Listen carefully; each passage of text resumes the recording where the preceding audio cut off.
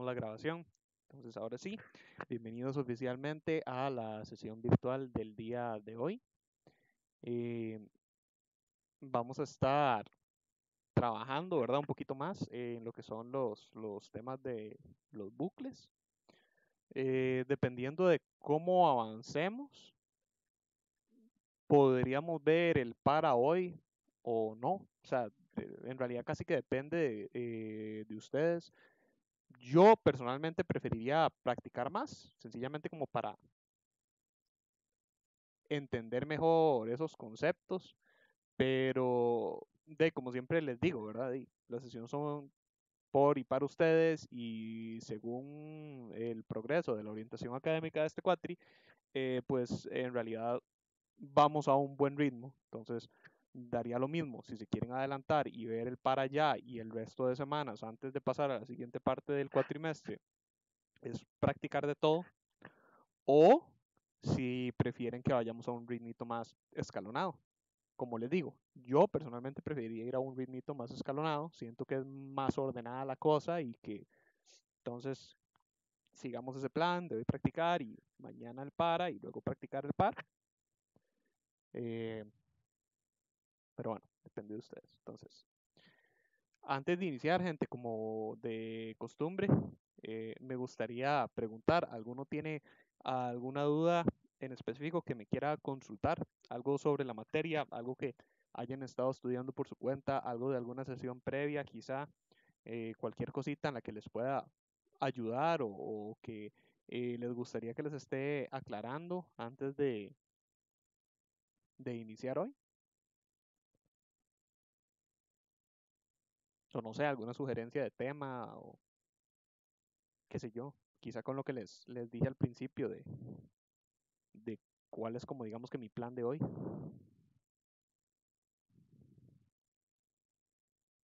Recuerden que si alguno está escribiendo o pensando, me puede levantar la mano o poner ahí algún emoji o algo en Webex para yo poder verlo, porque Webex no me indica si están escribiendo, ¿verdad?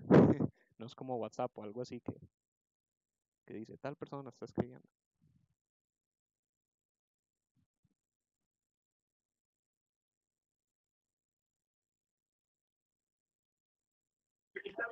Buenos días, Pablo. Buenos Buenas días. tardes, perdón. Bueno, buenas tardes, sí, sí. Mira, a mí me gustaría ver un poco lo que son, tal vez el uso de los acumuladores y los contadores. Ok, excelente. De hecho, hoy lo que tenía planeado para hoy es justamente eso. Ve que de hecho inclusive el primer ejemplo que tengo acá trabaja con los dos al mismo tiempo. Trabaja con un acumulador y un contador precisamente para distinguirlos. Entonces, excelente. No sé si alguien más tiene algo que le gustaría agregar o si nos mandamos de una.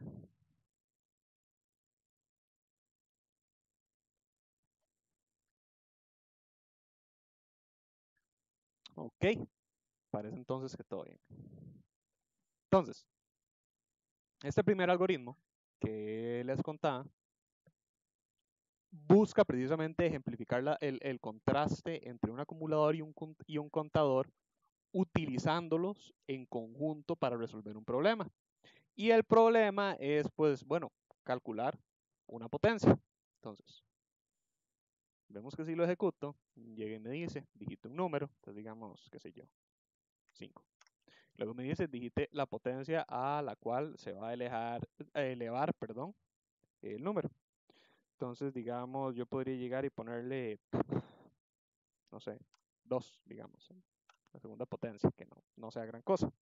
Entonces, tenemos que 5 elevado a la segunda potencia es 25, porque 5 por 5 es 25. Si lo quisiéramos hacer un poquito más difícil, digamos, si lo pusiéramos como 5, vemos que nos dice 3125, que dicho y hecho, 5 elevado a la quinta potencia es 3125. Si ustedes recordarán cómo funcionaba la lógica, digamos, detrás de las potencias, recuerden que la idea era multiplicar un número, o no necesariamente un número, sino más bien un valor, digámosle, de manera iterativa por el número o el valor original con el cual se trabaja. Entonces, digamos, en este caso, si el número es 5 y yo lo voy a elevar a cualquier potencia, si recordarán, la idea es multiplicar ese valor acumulativo de manera iterativa por 5 la cantidad de veces que yo tengo en la potencia. Entonces vean que en esencia lo que les estoy describiendo es un problema que se resuelve con un acumulador y un contador. En el caso acá, de 5 por 5, vean que yo lo que tendría que hacer es, de nuevo, ¿verdad? Yo tengo 5 elevado a la quinta potencia, ¿cierto?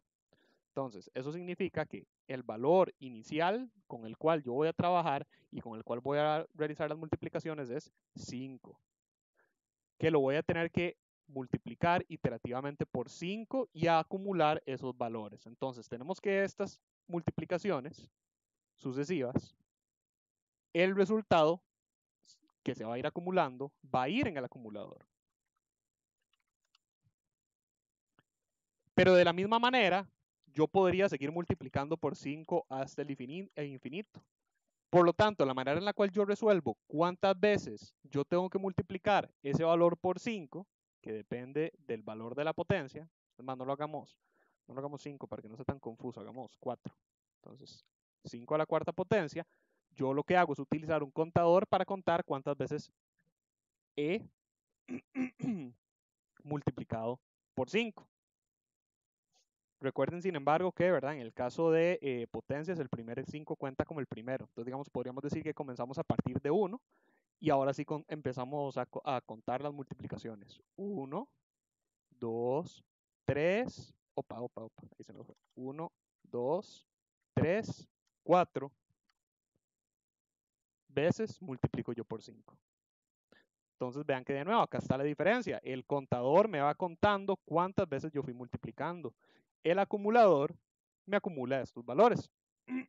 Ahora, aquí lo estamos viendo muy al aire, ¿verdad? Aquí esto no está siendo aplicado en código, porque acá yo estoy contando manualmente las multiplicaciones. Veámoslo cómo funcionaría esto en PSInt. Entonces, vean que lo primero que yo hago es declarar un contador, una variable llamada potencia, y los dos van a ser de tipo entero. ¿Okay? Entonces tenemos que, como contador va a aumentar bajo un patrón constante de 1 a 1, es decir, es un contador que va contando de 1 en 1, 1 más 1, yo no necesito que sea de tipo real, un valor entero me es suficiente. De la misma manera, la potencia, lo que va a estar recibiendo es el valor de la potencia a la cual yo quiero elevar mi número. Es decir, en este caso, esta variable potencia lo que va a hacer es recordar el numerito de aquí arriba, el valor de la potencia, sea la cuarta, la octava, la sexta, bueno, 65, la sexta, la segunda potencia, lo que sea. Eso es lo que va a hacer esta variable, ayudarme a PSInt a recordar cuál es el punto final de mi contador. Num me va a estar determinando cuál es el número que yo voy a elevar a mi quinta potencia, es decir, num va a ser este 5 en este caso. Y acumulador va a ser, por supuesto, el acumulador que me va a ir acumulando los diferentes valores de mis multiplicaciones para el resultado de la potencia. Entonces, una vez que comienza el ejemplo, ¿verdad? Como ya vimos, se le pide al usuario que digite un número, se lee ese valor sobre la variable número. Y lo primero entonces que yo hago después es agarrar ese valor y meterlo en acumulador. Vean que esto yo lo estoy haciendo como un paso intermedio para tener un valor inicial desde donde comenzar con el acumulador. A lo que me refiero con esto es, recuerden que yo acá les dije que en teoría, o no en teoría, sino digamos, el cómo funcionan las potencias, uno comienza a contar siempre a partir desde el primer valor, ¿verdad? Es decir, yo no hago algo como esto.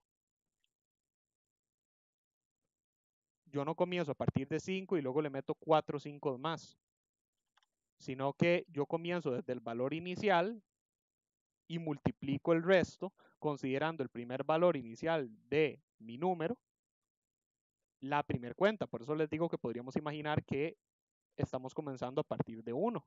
Vean que este 1 acá es inverosímil, porque 1 por cualquier número es ese mismo número. Entonces, nada más como para ejemplificar el hecho de que lo que contamos son la cantidad de nums que yo voy a tener en mi cálculo de potencia. Nums siendo esto, ¿verdad? Entonces, acá lo que yo estoy haciendo es, en vez de utilizar ese 1, comenzar de una vez desde ese paso inicial. Entonces, vean que mi contador, de hecho, es inicializado en 1. Es decir, yo ya estoy asumiendo que yo ya comienzo desde mi número inicializado con la primera multiplicación. De ahí, de ahí el porqué de esta asignación. ¿Ok? Entonces, básicamente lo que les estoy tratando de comunicar acá es que recuerden que el código de ustedes tiene que tener una concordancia consigo mismo. Porque alternativamente yo podría hacer algo como esto, comenzar con mi contador desde 0, asumiendo que yo no tengo un valor inicial, y ahí sí, esta asignación no sería necesaria. Más bien yo tendría que comenzar con acumulador en 0 para luego asignar el primer valor de num y empezar a multiplicarlo, o podríamos asignarlo a 1 y vean que ahora sí, literalmente lo que estaríamos sería haciendo esto. Paso 0, multiplicación 1, multiplicación 2, multiplicación 3 y multiplicación 4. ¿Ok? Entonces vean que son dos maneras alternativas de resolver el problema. Esta o la que yo tenía originalmente. Inicio con mi contador en 1 y le asigno el valor acumulador, que entonces de nuevo es en esencia esto. Inicio en el paso 1, multiplicación 2, multiplicación 3 y multiplicación 4. ¿Ok? Entonces, luego yo llego y le digo al usuario, digite la potencia a la cual él va a elevar el número, lo cual se lee sobre potencia, tal y como les dije. Entonces ya ahora sabemos cuántas veces tengo que yo realizar esa multiplicación.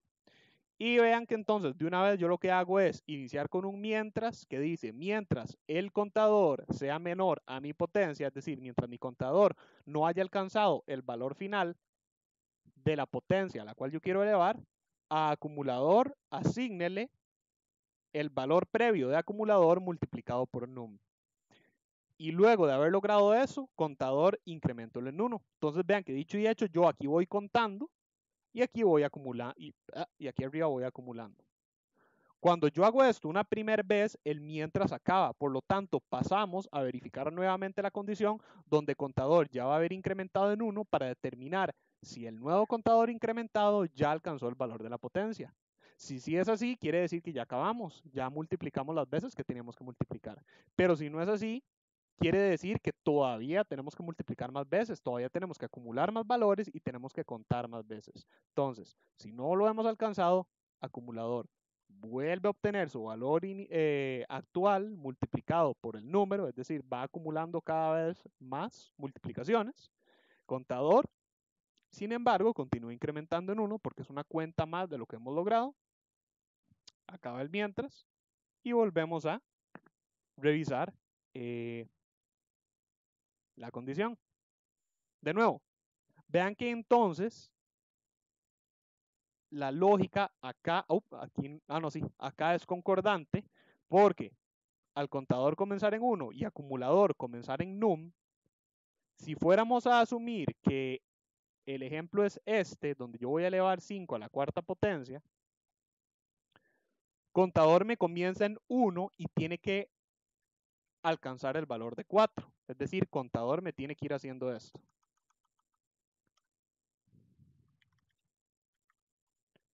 Comienza en 1, 2, 3, 4. Pero como dijimos, tenemos que contador ya comienza en 1. Entonces podríamos decir que contador es igual a 1. Y lo que necesita es crecer a lo largo de 2, 3 y 4. Es decir, tiene que hacer 3 iteraciones más. Porque asumimos que la primera ya la tenemos. De la misma manera, acumulador ya es 5. Y tenemos que a ese 5 le tenemos que multiplicar por 5 y sus resultados 3 veces adicionales. En la versión alternativa, estaríamos comenzando desde el paso 0, donde esta asignación o no existe, donde tenemos que programar aquí la lógica de un comienzo, o más fácil, le asignamos 1. Entonces, vean que acá lo que va a pasar es que en la primera iteración contador es 0, porque no hemos ni siquiera comenzado a agregar valores al acumulador. Entonces, en la primera agregación de valor acumulador, yo, acumulador siendo 1, lo multiplico por 5 y contador le incremento en 1. Quiere decir, en este caso, más bien, acumulador comenzó en 1 y lo vamos a incrementar en 5. Y contador comenzó en 0 y lo vamos a incrementar a 1. Entonces, vean que de nuevo, en esta otra versión comenzamos en 1 y lo multiplicamos por 5. 1, 2, 3 y 4 veces a medida que incrementa su contador. Entonces, de nuevo, yo sé que suena como que me estoy repitiendo mucho, pero es que es una de esas lógicas de las cuales yo siempre les digo a ustedes que en esencia parece muy fácil, porque en teoría lo es, pero son esas cosillas que parecen tan fáciles que una vez aplicadas se confunden, porque pasa mucho, ¿ok? Entonces, si en algún momento les llega a pasar que cometen algún errorcillo así, nada más recuerden revisar este tipo de integridades, que quizá no sea que ustedes no entienden cómo funciona el asunto, sino que nada más les está fallando engranar esa lógica de manera correcta, ¿ok? Una vez entonces que ya tenemos calculado el valor del acumulador y el contador ya nos alcanzó la potencia, yo doy el resultado, acumulador. Dicho y hecho, véanlo acá, 5, cuarta potencia, 625. Si yo hago el procedimiento en calculadora, es más, lo hago exactamente igual a como lo hice acá, comenzando desde 1, tendríamos que comienzo desde 1 y multiplico por 5 4 veces. 1, 2, 3, 4. 625. 625. O alternativamente, comienzo de una vez en 5 y multiplico ese 5 hasta llegar a la cuarta potencia, es decir, 3 veces adicionales a la primera. 1, 2, 3. 625.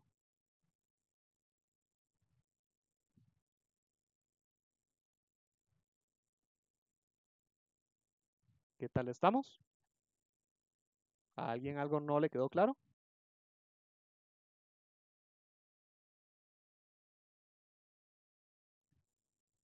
¿O hay algo que les gustaría, no sé, agregar, preguntar o cuestionar?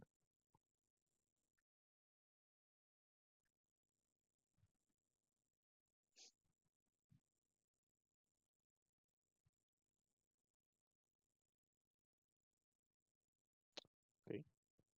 Pareciera ser entonces que todo bien. Les hago yo a ustedes ahora una pregunta. Según la lógica de este algoritmo, ¿qué creen ustedes? Digo todo esto. Si yo le digo al usuario, perdón, si el usuario le dice al algoritmo que, ¿verdad? Bueno, digamos 5. Y digamos que yo quiero elevar ese 5 a la primer potencia. ¿Okay? Si ustedes recordarán, y de hecho, según las lógicas de la potencia, cualquier número elevado a la potencia 1 es el mismo número, ¿cierto? Es en esencia hacer ya sea esto o sencillamente esto, ¿verdad? Entonces, les pregunto yo a ustedes, así como está la lógica del algoritmo en este momento, ¿ustedes qué creen que vaya a pasar? ¿Creen ustedes que mi algoritmo va a respetar esa lógica?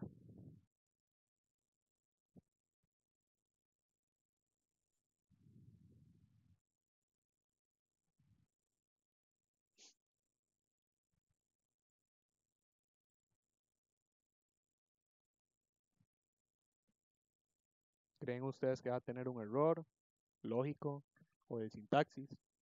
Que quizá en ejecución el algoritmo se va a caer. Si me va a presentar el resultado correcto, me va a presentar un valor que nada que ver. ¿Qué opinan?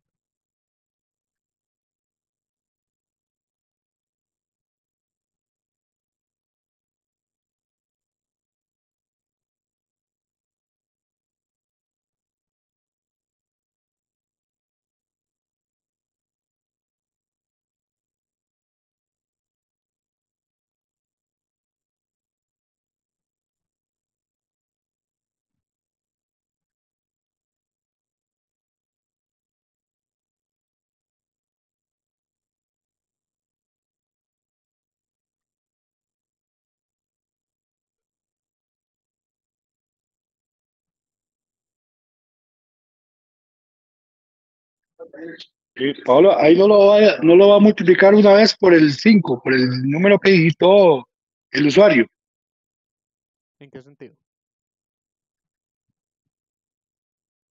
que solo hace un paso nada más, entonces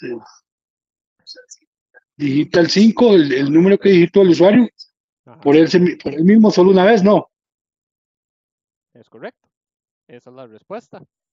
Vean que entonces, tal y como nos dice Luis, acá, contador lo que va a tener es un valor inicial de 1. ¿Cierto? No, de hecho no. Es un detalle importante por la modificación que le hice. Ok, vean acá lo que va a pasar. Casi, pero no. Vean acá lo que va a estar ocurriendo. De hecho, debía haber tenido más pausa y así les digo. Vean que sí dio la respuesta correcta, pero vean acá lo que está ocurriendo. Contador va a tener un valor de 1, ¿cierto? Porque contador, no, yo lo inicialicé en cero. Ok, no, sí, esa es la modificación, bien. Ah, ok, todo bien, disculpen, gente. Aquí fui yo el que me confundí. De hecho, ahora que lo pienso, para que vean todo el problema, lo debí haber puesto desde acá arriba, considerando que lo modifiqué para comenzar a partir desde cero, en vez de como lo tenía originalmente. Pero entonces sí, perdón, Luis sí tenía razón. Eh, contador es inicializado en cero, acumulador, como ya vimos, es el que es inicializado en 1, entonces contador va a tener un valor inicial de 0 y potencia, en este caso, va a ser 1.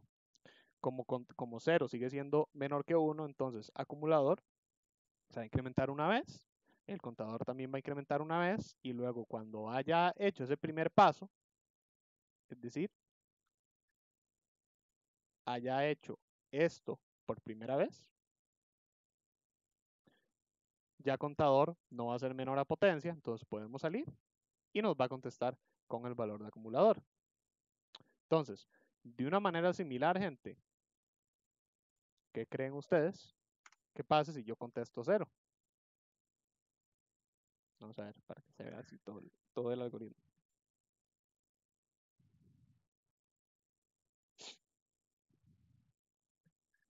Recuerden que la potencia de cualquier número elevado a 0, perdón, el valor de cualquier número elevado a la potencia 0 debería ser 1. ¿Qué creen ustedes ahí que llegaría a pasar?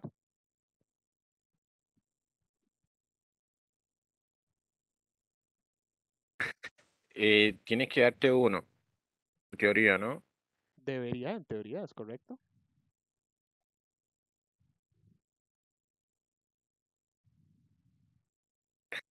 Yo creo que sí te lo da, Ok. ¿Por qué? porque abajo el contador está más uno. Entonces, si queda en cero, ese uno lo hace que quede en uno, ¿no? ¿Cuál? El ¿Cuál de la es? línea 8, el que es el que está abajo del acumulador. Este. En realidad la línea, por si acaso, en realidad la línea es 18. Lo que pasa es que PSI tiene un pequeño error, yo no sé por qué, de que vean que si yo me acerco no muestra el valor total de la línea. Pero yo lo acerco para que lo puedan ver. Pero sí, ok. Entonces vos decís que acá contador se va a incrementar en 1 y el valor final va a ser 1. Correcto. Ok. Ve que eso es similar a lo que ocurrió en el caso pasado. Sin embargo, ve que la respuesta final yo la estoy mostrando con acumulador, no con contador. Entonces, ese incremento de contador no estaría afectando, por lo menos no directamente, mi valor. Acordate que el incremento de contador es para yo llevar un control de cuántas veces he multiplicado, pero acordate que es acumulador el que muestra mi valor de la potencia final. O bueno, no la potencia, sino el valor potenciado, digámoslo así, de mi número.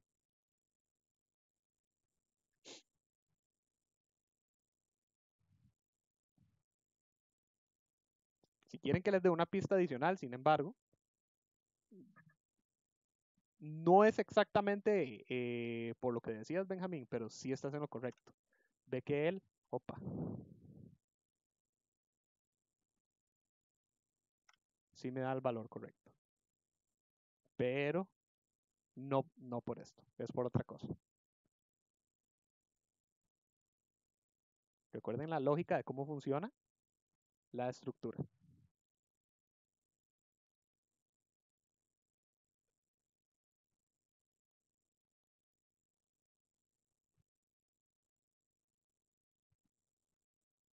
Ok, profe, comprendo. Una consulta. Bueno, no sé si has terminado con ese ejemplo, pero que haría lo mismo, o sea, daría lo mismo si lo dejas como tenía antes, que contador era uno y que en acumulador en vez de uno era num. Sigue, o sea, va a funcionar el mismo, de la misma manera, ¿verdad? Es una excelente pregunta porque algo que a mí se me fue hoy es que generalmente yo lo dejaba original para que vieran lo que pasaba y luego lo modificaba. Entonces, antes de pasar a eso, para contestar la pregunta original que les dije de por qué esto funciona, vean que es sencillamente porque el mientras no se ejecuta, porque la potencia a la cual yo quiero elevar es cero y el valor original de contador es cero, ¿ok? Eso quiere decir que de primera entrada contador y potencia son iguales, por lo tanto el mientras no se ejecuta, por lo tanto yo muestro mi valor eh, normal, mi valor sin modificar de acumulador. Y como dijimos, acumulador lo inicializamos en 1.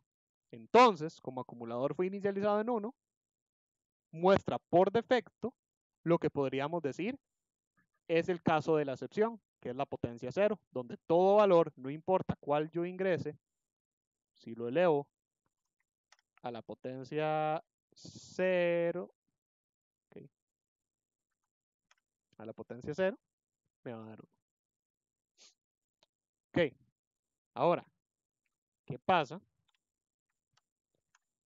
en el caso de como teníamos el algoritmo originalmente? Vamos a devolvernos. Así como estaba, donde originalmente contador inicia en 1 y eh, acumulador se inicializa según el primer valor, vean que tenemos el pequeño error lógico donde la potencia 0 me la trata como si fuera una potencia 1.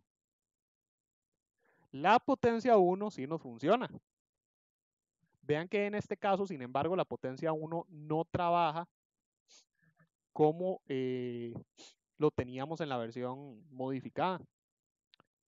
Porque vean que acá lo que va a ocurrir es que la potencia 1 le va a estar asignando a contador un valor, perdón, le va a estar asignando a potencia un valor de 1 que es igual a el valor de la inicialización de contador. Entonces vean que en esencia el caso de potencia 1 acá no funciona con la misma lógica de la potencia 0 en la versión anterior. Es decir, estamos asignando a potencia 1 la lógica de la excepción, donde lo que hacemos es que para potencia 1 no se ejecuta el mientras y mostramos el valor inicializado de acumulador, siendo el valor inicializado el primer paso de las multiplicaciones.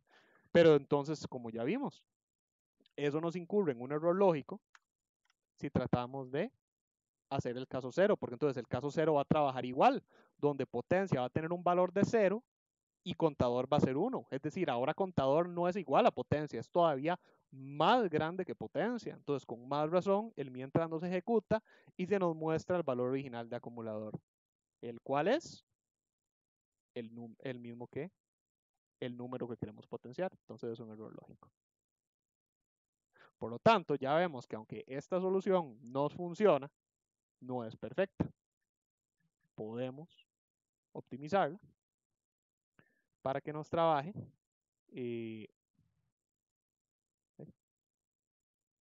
para que nos trabaje de esta forma que se adhiere más a la lógica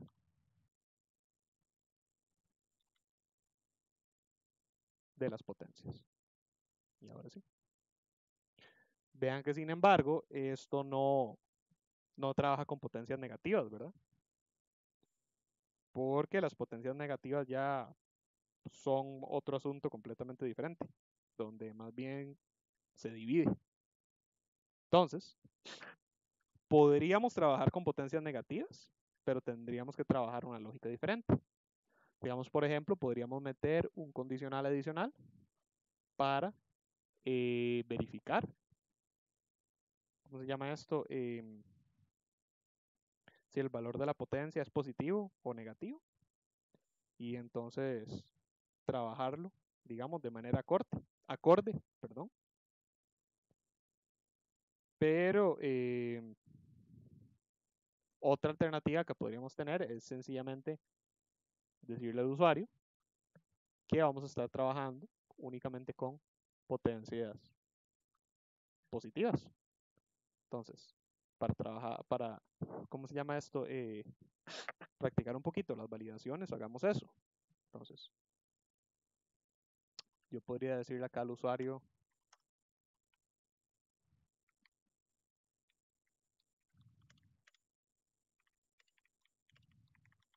únicamente se aceptan valores positivos. Entonces, ¿qué prefieren que use? Usamos el repetir, considerando que la lógica de la potencia la debe usar con el mientras, sacamos la validación con el repetir. Entonces, si yo quiero trabajar con un repetir, recuerden que la manera en la cual repetir funciona, vamos a traer acá la plantilla.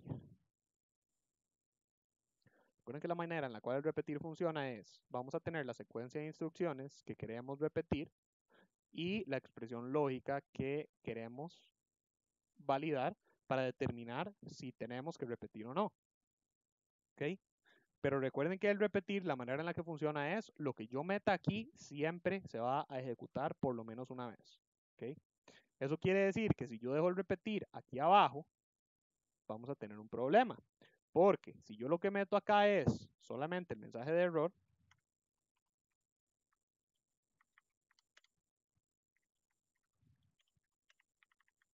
pongámoslo acá, error, únicamente se aceptan valores positivos. Vean que si yo hago algo como esto, acá el problema que vamos a tener son dos. Primero, este mensaje de error se va a mostrar indiferentemente de si el usuario nos da un valor positivo o negativo. Entonces, digamos, yo voy a validar que esto se repita, que el error se repita o se muestre. Digamos que esa fuera mi intención, que el error se muestre siempre que potencia sea mayor, no, sí, siempre que, sí, repetir hasta que potencia sea mayor que 0. Lo cual implica que en caso contrario, si potencia es, o de hecho no, mayor o igual, si potencia es menor a 0, el mensaje se va a repetir. Pero entonces, de nuevo, primer error, si el usuario contesta con un valor válido como 5, perdón, ese es el número, entonces digámosle, bueno, no sé, segunda potencia. Un valor válido como 2, el algoritmo se ejecutó exitosamente, pero le mostramos un error falso, porque recuerden que el repetir siempre se ejecuta, entonces se ejecutó el error, luego vio que podía continuar y continuó. Pero si alternativamente yo le contesto con un valor inválido, el error que va a ocurrir acá es gravísimo. Vean lo que va a estar pasando. Nos enciclamos. Vean que la razón del por qué nos estamos enciclando es porque la petición de este valor, la lectura de potencia, ocurre fuera del repetir. Y recuerden que de nuevo el repetir no funciona como el mientras, que el mientras solo se activa cuando se cumple la condición. Recuerden que el repetir siempre se activa, pero no se detiene hasta que la condición se cumpla. ¿Ok? Entonces, como yo no le estoy dando al usuario la posibilidad de modificar el valor de potencia, una vez que él cae en este repetir, si potencia estaba mal, quedó atrapado. ¿Okay? Entonces, yo necesito meter esto aquí adentro. Vean que ahora ya estamos un paso más cerca a que esta validación me funcione, pero no está perfecta todavía. Ahora, cada vez que no se cumpla que potencia sea mayor o igual a 0, se va a devolver al usuario al principio a volver a pedirle un valor de potencia. ¿Okay?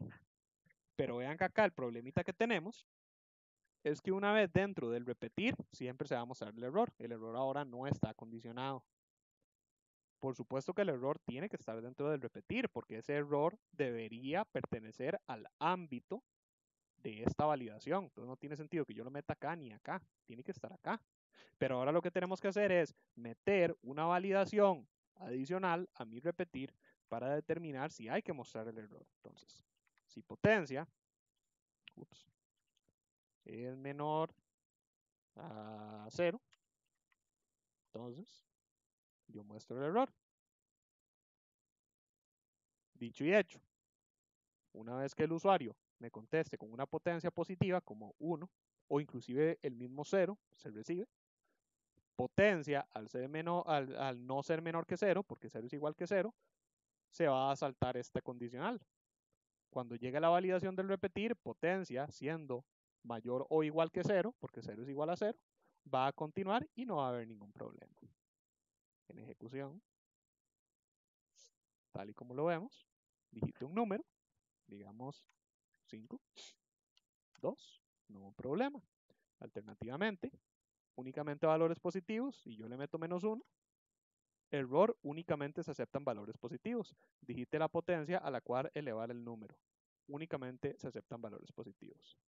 Vean que acá lo único que tendríamos es que quizás esto se vería un poquito iterativo, ¿verdad? Entonces, es acá donde ustedes pueden jugar un poquitito con la lógica. Digamos, por ejemplo, yo personalmente utilizaría el mientras en vez del repetir, pero, de nuevo, es mi preferencia personal, no significa que sea la única manera. Yo alternativamente también podría condicionar esta escritura, pero personalmente yo siento que ya serían demasiadas condiciones, es decir, si condicionamos esta escritura a que solo se escriba la primera vez, podríamos repetir esta lectura, pero también siento yo que sería un poco incómodo. Alternativamente, algo que pueden hacer que no les he mostrado, son dos nuevos comandos de psint. Veanlos.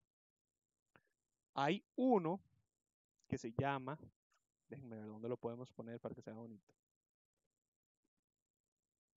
Pongámoslo aquí, al inicio del repetir. Uno que se llama limpiar pantalla. Cada vez que psint se encuentre con este comando de limpiar pantalla, él lo que hace es borrarme lo que hay en consola al momento. Entonces véanlo acá, aquí él me va a pedir un número, ¿verdad? Luego de que yo ingrese el número inicial, me va a borrar lo que llevábamos en pantalla hasta el momento y me va a escribir esto. Véanlo acá. Digite un número. ¿Okay? O de hecho, para recordarles cómo se veía, voy a comentar la línea. Entonces, así era como estaba original. Digite un número y así, ¿verdad? Entonces vamos paso por paso, todo acumulándose en la ventana de la consola. Pero vean ustedes que si yo vuelvo a activar mi limpiar pantalla y yo ingreso un 2, boom. Vean que ya no se me acumula en pantalla. psint me borra lo que tenemos en consola y luego continúa con el resto del algoritmo. Entonces vean que esta es una manera como para dar la ilusión de diferentes partes en la ejecución de un algoritmo o quizá como para aparentar diferentes pantallas o inclusive una ventana estática. Van a ver que más adelante yo les voy a mostrar algoritmos donde yo utilizo limpiar pantalla para dar la ilusión de que esta consola es una ventana estática interactiva. Ahí eventualmente lo van a ver. Pero vean que si yo manualmente me devuelvo en la ejecución de psint, subiendo acá la barrita de la ejecución o utilizando la ruedita del mouse, vean que si yo me devuelvo, ahí está la impresión original. Es sencillamente que psint con ese limpiar pantalla la borra y vuelve a escribir desde cero. Entonces, vean que al yo implementar esto quiere decir que para cada nueva ejecución de mi repetir, psint me va a limpiar pantalla, dando la ilusión, o no dando la ilusión, sino más bien evitando que se me haga mucho como, se me fue la palabra, clutter. ¿Cómo se decía clutter? Mucho como contaminación, digámosle, mucho desorden, podría ser, sí, como mucho al desorden o alboroto acá en consola. Sin embargo, vean el problema que tenemos ahora en este momento. Vean que si el usuario me ingresa una potencia negativa, se va a escribir el mensaje de error, pero recuerden que psint no tiene pausa. Recuerden que él va línea por línea ejecutando todo y él no se detiene a menos que se tenga que detener.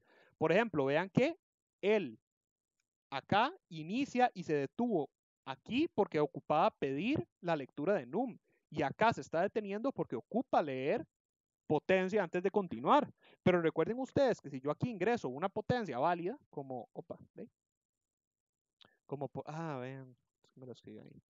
Una potencia válida, como por ejemplo el 5 también, él de inmediato continúa ejecutando el resto, él no se espera línea por línea. Entonces, vean que de la misma manera, si yo ingreso -1, se va a activar mi mensaje de error, pero apenas él me lo escriba, va a continuar, va a determinar que el hasta que no se cumple, por lo tanto se devuelve y limpia la pantalla.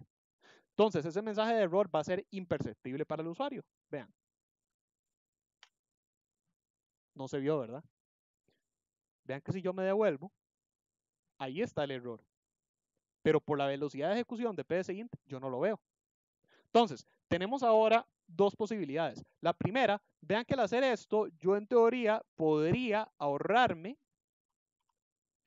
esta validación y trabajar sencillamente con el repetir y limpiar pantalla, donde el usuario muy probablemente puede asumir que aquí lo que está pasando es que todo valor ingresado, la computadora se lo está comiendo, lo está ignorando.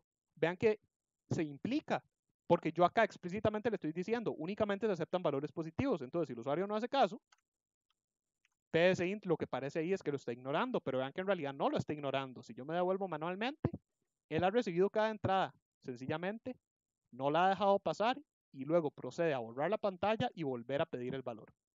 ¿Okay? Alternativamente, si ustedes quieren que siempre sea un mensaje de error, yo puedo hacer algo como esto. Vean qué bonito.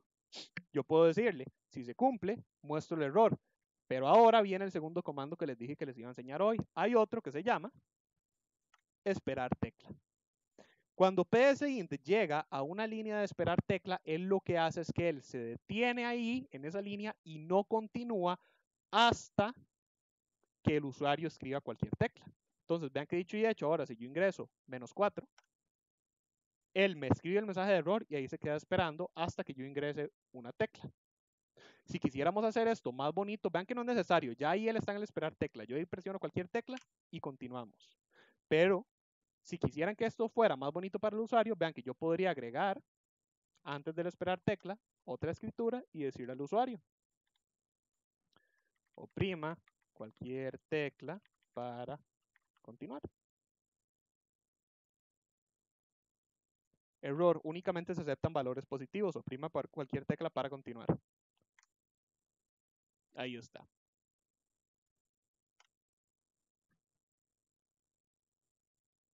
Entonces, vean qué opciones para validaciones tienen mucha gente. Inclusive, vean que acá yo estoy trabajando de esta manera. Pero, vean que yo podría trabajar de otra manera. ¿Qué tal si yo lo que quisiera es que si el usuario ingresa un valor de potencia negativo, tenga que volver desde el puro comienzo? Entonces, digamos que yo en vez de oprima cualquier tecla para continuar, o perdón, únicamente este error, yo le quiero decir oprima cualquier tecla para volver a comenzar, sí, pongámoslo así. Entonces, oprima cualquier tecla para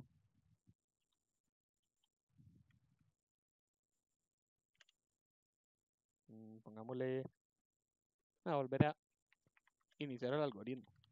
pongámosle así. Okay. Entonces, vean que yo lo que puedo hacer es agarrar acá y traerme todo esto para acá. Es más, vean que inclusive, ya que yo estoy inicializando acumulador en 1, ya no depende de num, yo podría sacar esto de acá y meterlo acá. Porque yo ya para este punto tendría iniciado contador y acumulador, que son valores que no dependen de la ejecución correcta de esto, ¿verdad? Entonces,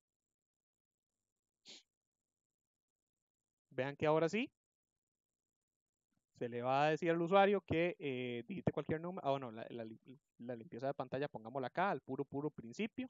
Entonces se le va a decir al usuario que digite cualquier número, que bla, bla, bla, que solo valores positivos. Y si no hace caso, caemos en el error y se le indica que se va a volver a iniciar el algoritmo. Dicho y hecho, yo ejecuto, digite cualquier número.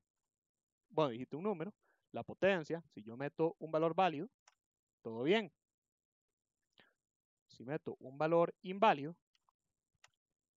únicamente se aceptan valores positivos, oprima cualquier tecla para volver a iniciar el algoritmo. Dicho y hecho, vean que entonces me devuelve el puro comienzo.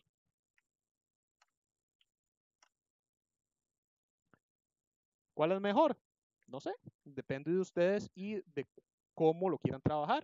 Si solamente quieren que el error tenga un alcance a la respuesta que dio el error, o si quieren que tenga un alcance de todo el algoritmo.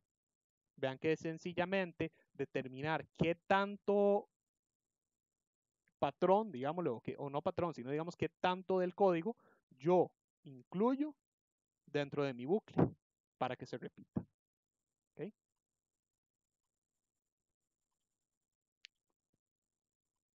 No sé si alguno tiene alguna duda.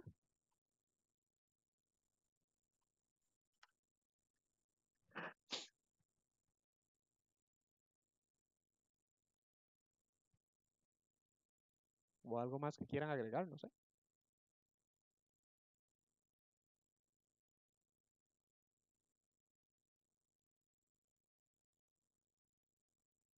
De mi parte todo está claro, profe.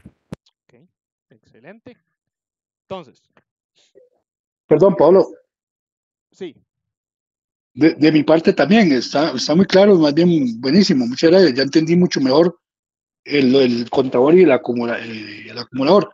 En la opción esperar tecla, se le asigna a cualquier tecla o uno puede programar que sea una tecla en específico. no, es cualquier tecla en realidad.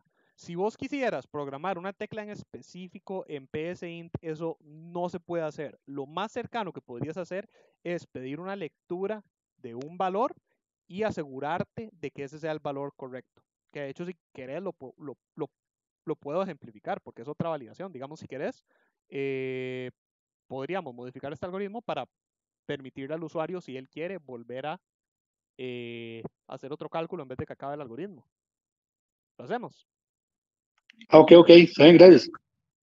Con muchísimo gusto. Bueno, démosle rápido. Entonces,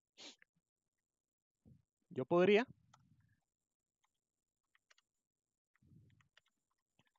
vamos a definir una nueva variable que se llame resp, como de tipo cadena, y vamos a meter todo mi algoritmo, desde la respuesta hasta la lectura del primer número, en otro repetir. Entonces ahora lo tenemos todo anidado en un bucle y vamos a decirle que se repita hasta que resp sea, vamos a hacerlo sencillo primero, porque esto lo podemos hacer mejor, pero vamos a hacerlo sencillo. Entonces yo lo voy a decir hasta que resp sea igual, sí, hasta que sea igual a n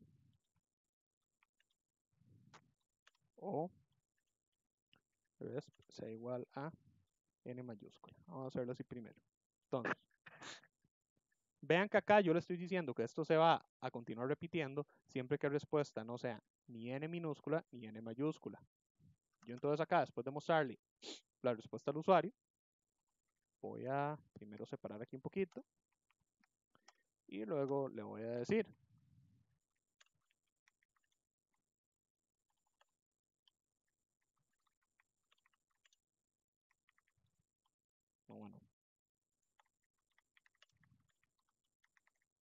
Desea calcular otra potencia.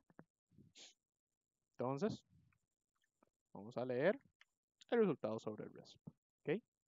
Entonces, vamos a hacer ahora una validación sobre, utilizando el mientras para resolver esto. Vean lo que así como está, en teoría, ya el ejemplo me funciona hasta cierta forma, ¿verdad? Así como lo tenemos, él me pregunta, ¿desea calcular otra potencia? Si yo le digo que no, acaba.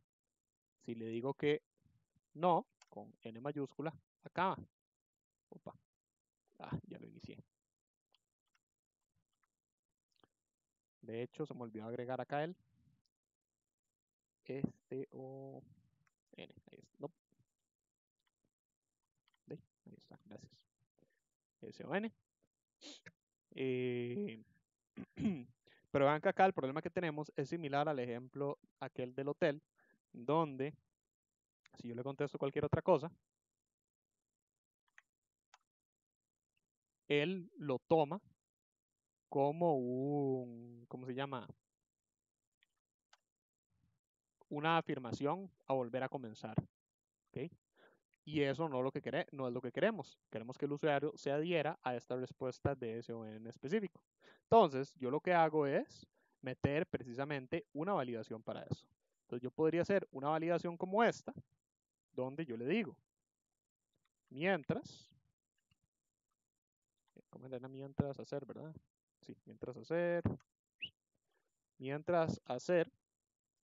resp sea desigual a n y resp sea desigual a n, le mostramos un error.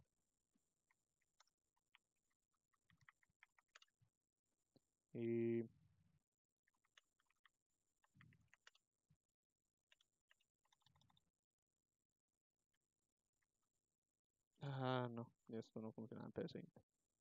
Pongámosle. No importa, dejémoslo así.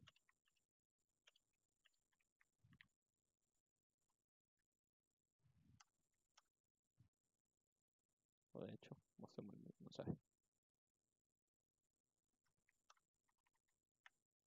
Ok, entonces, cuando el error se active, vean que acá yo me ahorro la validación, sino que caigo directamente en el mientras y le digo, error, se esperaba SON como respuesta, desea calcular otra potencia, SON, y se vuelve a leer la respuesta. Mientras el usuario continúe dando respuestas incorrectas, él no va a poder salir de acá. Vean que como la validación del mientras es inversa a la del repetir, la validación que yo hago acá también es inversa. Yo le digo, no, de hecho acá me hace falta algo. Y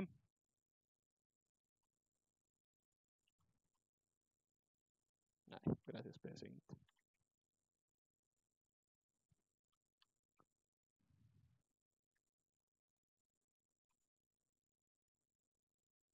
Me falta uno. Ok. Vean que acá yo lo estoy poniendo a validar que esto se active cuando la respuesta no sea n y no sea n mayúscula y no sea s minúscula y no sea s mayúscula. Vean otro detalle. Yo acá en este repetir estoy utilizando una disyunción porque yo necesito que el usuario salga, es decir, yo necesito que PSInt me interprete una respuesta de no repetir cuando el valor de respuesta sea n minúscula o n mayúscula, inclusive, o una o la otra. ¿Ok? Si el valor es decir, si el valor cumple con alguno de estos lados de la condición, podemos escapar. Pero recuerden que la disyunción, perdón, la conjunción funciona diferente. Recuerden que este montón de conjunciones lo que hacen es que esta condición entera que tenemos acá va a ser verdadera sola y únicamente cuando se cumpla todo esto al mismo tiempo. ¿Ok? ¿Y qué estamos validando? Una diferenciación. Vean que acá yo le estoy diciendo, cuando se cumpla que respuesta no sea n y no sea n mayúscula y no sea s y no sea s, es decir, si respuesta por ejemplo es f, esto se va a cumplir, respuesta es diferente a n. También esto se va a cumplir, f no es igual a n mayúscula. Esto se va a cumplir, f no es igual a s minúscula. Y esto se va a cumplir, f no es igual a s mayúscula. Por lo tanto, cualquier valor que no sea igual a cualquiera de estos va a cumplir con la diferenciación a todos estos y va a incurrir a que el usuario no pueda escapar de acá hasta que me conteste con uno de estos valores. Porque si el usuario finalmente me contesta con, por ejemplo, S minúscula, va a ocurrir que esto no se cumple. Esto tampoco. Perdón, al revés. Esto sí se cumple porque S minúscula no es N. Esto sí se cumple porque S minúscula no es N mayúscula. Esto de acá sí, también se cumple porque S minúscula no es S mayúscula. Entonces vean que tenemos ya 3 partes de la condición que sí se cumplen. Pero con solamente esta que no se cumpla, porque S minúscula sí es igual a S minúscula, por lo tanto, esto sería falso, esta desigualdad. Solo con este falso de acá se trae abajo el resto de las conjunciones. Entonces vean que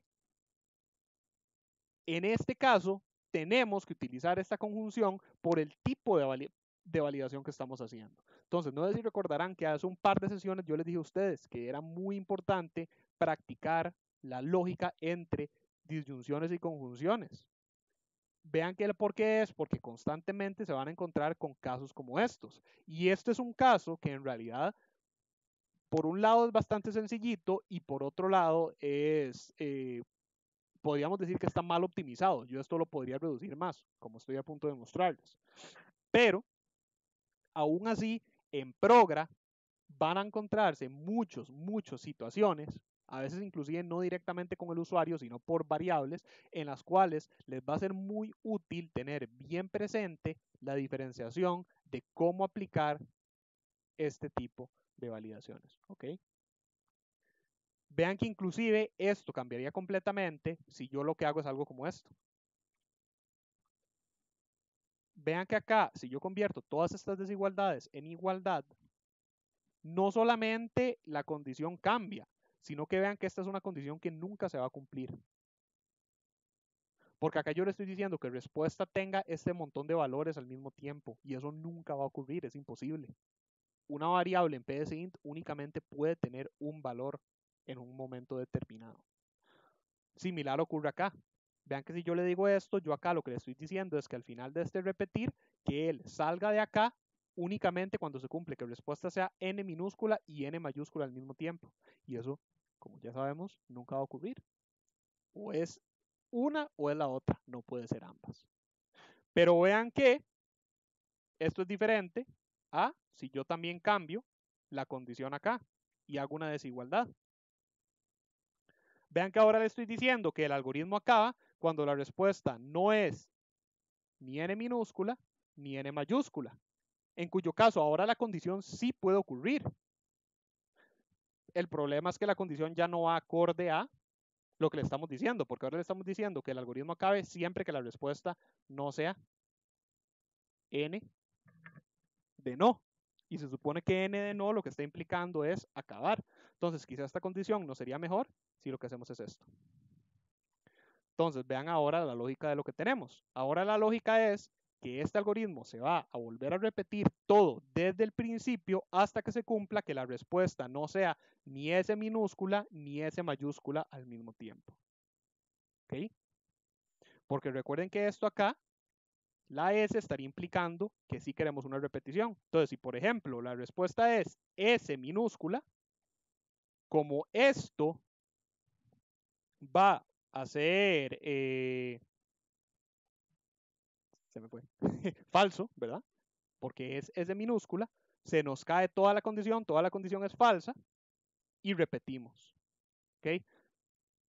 Vean que entonces el hecho de que yo invertí la condición a que fuera una condición de desigualdad con una conjunción, en esencia me hizo la validación equivalente a la que yo tenía antes, que la que yo tenía antes era una disyunción para determinar si era igual a n minúscula o a n mayúscula. Vean que el único, entre comillas, problema que yo tendría, pero porque ya no me deja avanzar, bueno, el único, entre comillas, problema que yo tendría al hacer esto es que ahora, si el usuario me contesta con, por ejemplo, F es desigual a S y también, esto tendría que ser una así, no es conjunción, es disminución. F es desigual a S y también es desigual a S. Entonces aquí tenemos el, entre comillas, problema de que si el usuario me contesta F, se va a interpretar como que se quiere cerrar el algoritmo, ¿verdad?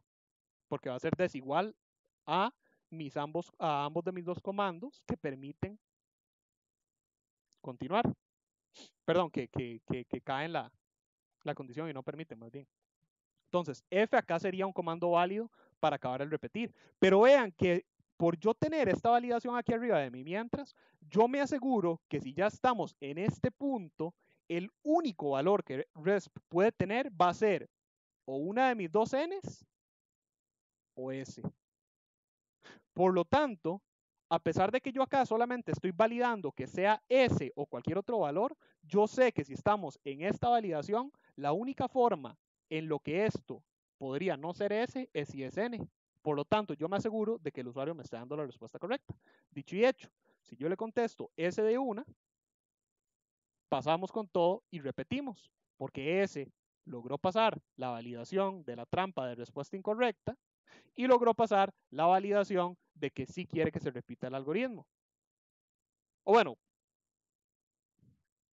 logró pasar, no, fue congruente con la validación del repetir para repetir el algoritmo. Entonces, como esto dio falso, porque S no es desigual a S minúscula y S no es desigual a, perdón, al revés, y, aunque S sea desigual a S mayúscula, no es desigual a S minúscula, entonces al final la condición completa es falsa, repetimos. Pero alternativamente, yo le digo N, que también va a ser la respuesta correcta, otra respuesta aceptada. N va a hacer que esta condición me termine dando falsa, porque N minúscula va a hacer que esta primera parte sea falsa, mientras que el resto sea verdadero. Y cuando lleguemos acá, va a ocurrir que N es desigual a S y es desigual a S mayúscula, por lo tanto el algoritmo acaba. De nuevo, respuesta correcta. Ejecución finalizada. Pero tenemos que si el usuario me contesta cualquier otra cosa, como F, que es el problema que tendríamos acá, este mientras no lo va a dejar pasar. Entonces ahora tenemos que no importa lo que el usuario conteste, él no va a poder continuar hasta que me conteste por fuerza o S o N. Y de nuevo entonces vean que es una lógica que funciona sencillamente porque está perfectamente engranada consigo mismo. Una validación complementa a la otra. ¿Okay? Ahora, lo que les dije, esto lo podemos reducir más. Y es que, si recordarán, yo les dije a ustedes que existe la función de minúsculas o mayúsculas. Entonces, yo podría, por ejemplo, venirme acá y a RESP decirle que sea cual sea el valor de RESP, lo convierta primero en minúsculas y lo compare con n minúscula. Gracias a esto, yo ya no necesito esta segunda parte de mi condicional. Porque si RESP es mayúscula, al convertirlo en minúscula, va a ser igual a esta n. Y si RESP, bueno, si RESP fuera n mayúscula, me refiero. Y si alternativamente RESP es n minúscula convertido en minúscula es sí mismo, es como multiplicar uno por uno. Entonces la comparación también funciona. Y la misma lógica la podemos aplicar en el otro lado de la condición, donde yo le digo minúsculas de RESP sea desigual a S minúscula y ya esta otra parte me es innecesaria. Entonces vean que pasé de 4 validaciones distintas en una condición a 2, unidas por una conjunción. Y luego aquí abajito yo puedo hacer algo similar, donde me deshago completamente de la conjunción y utilizo minúsculas de RESP para determinar que sea desigual a S. O alternativamente, que sea igual a N.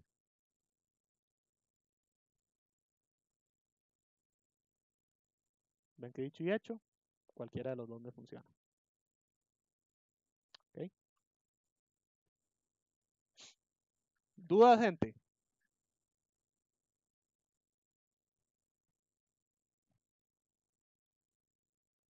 Con respecto a todo este detalle, no sé, de las validaciones. Todo claro, profe. Ok, excelente, excelente. Entonces,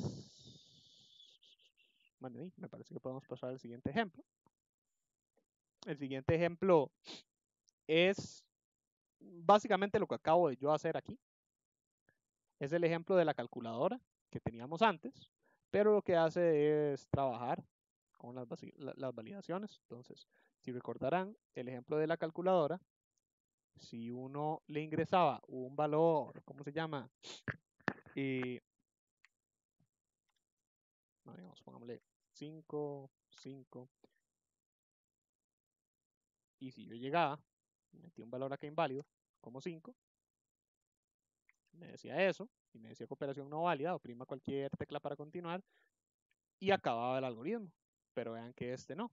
Este me devuelve de una vez, al puro principio, que era algo que antes me preguntaban ustedes de cómo hacerlo para que el usuario no tuviera que reiniciarlo.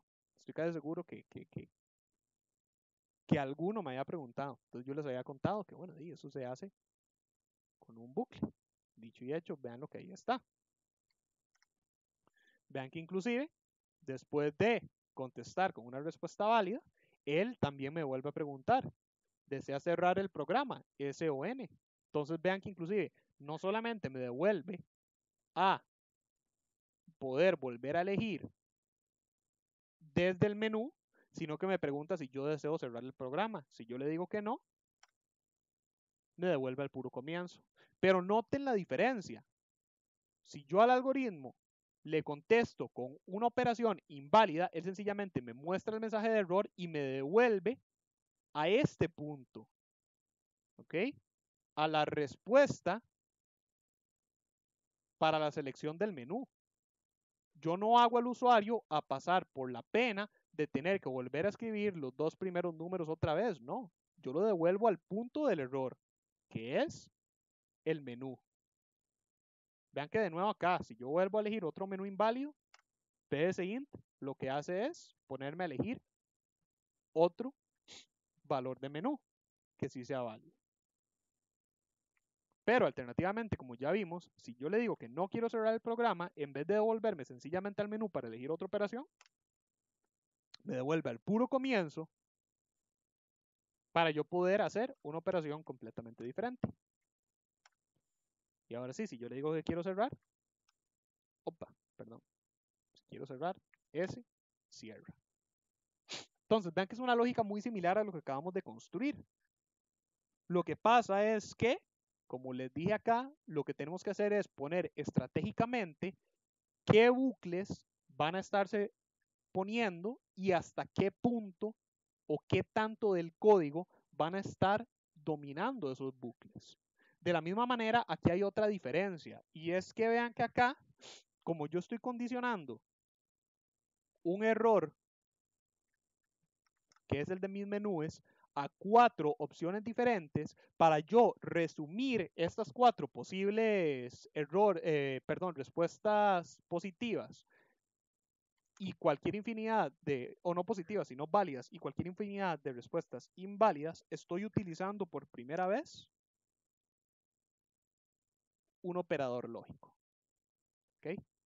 Entonces, ahora sí, las variables que tenemos, num, real y operación, son exactamente las mismas que las que vimos en la versión anterior del algoritmo, que num y num2 van a ser los números con los cuales voy a trabajar, y operación va a ser el número de operación en las opciones del menú que el usuario va a elegir. Resp va a ser una variable de tipo cadena donde el usuario va a estar respondiendo al puro final si quiere cerrar o no el algoritmo, y válido finalmente va a ser esa operación lógica, perdón, esa variable lógica que yo les dije a ustedes, va a estar determinando si hubo o no un error, es decir, si la respuesta del usuario es o no es válida. Entonces vean que precisamente su nombre es muy, pues, lógico, ¿cierto?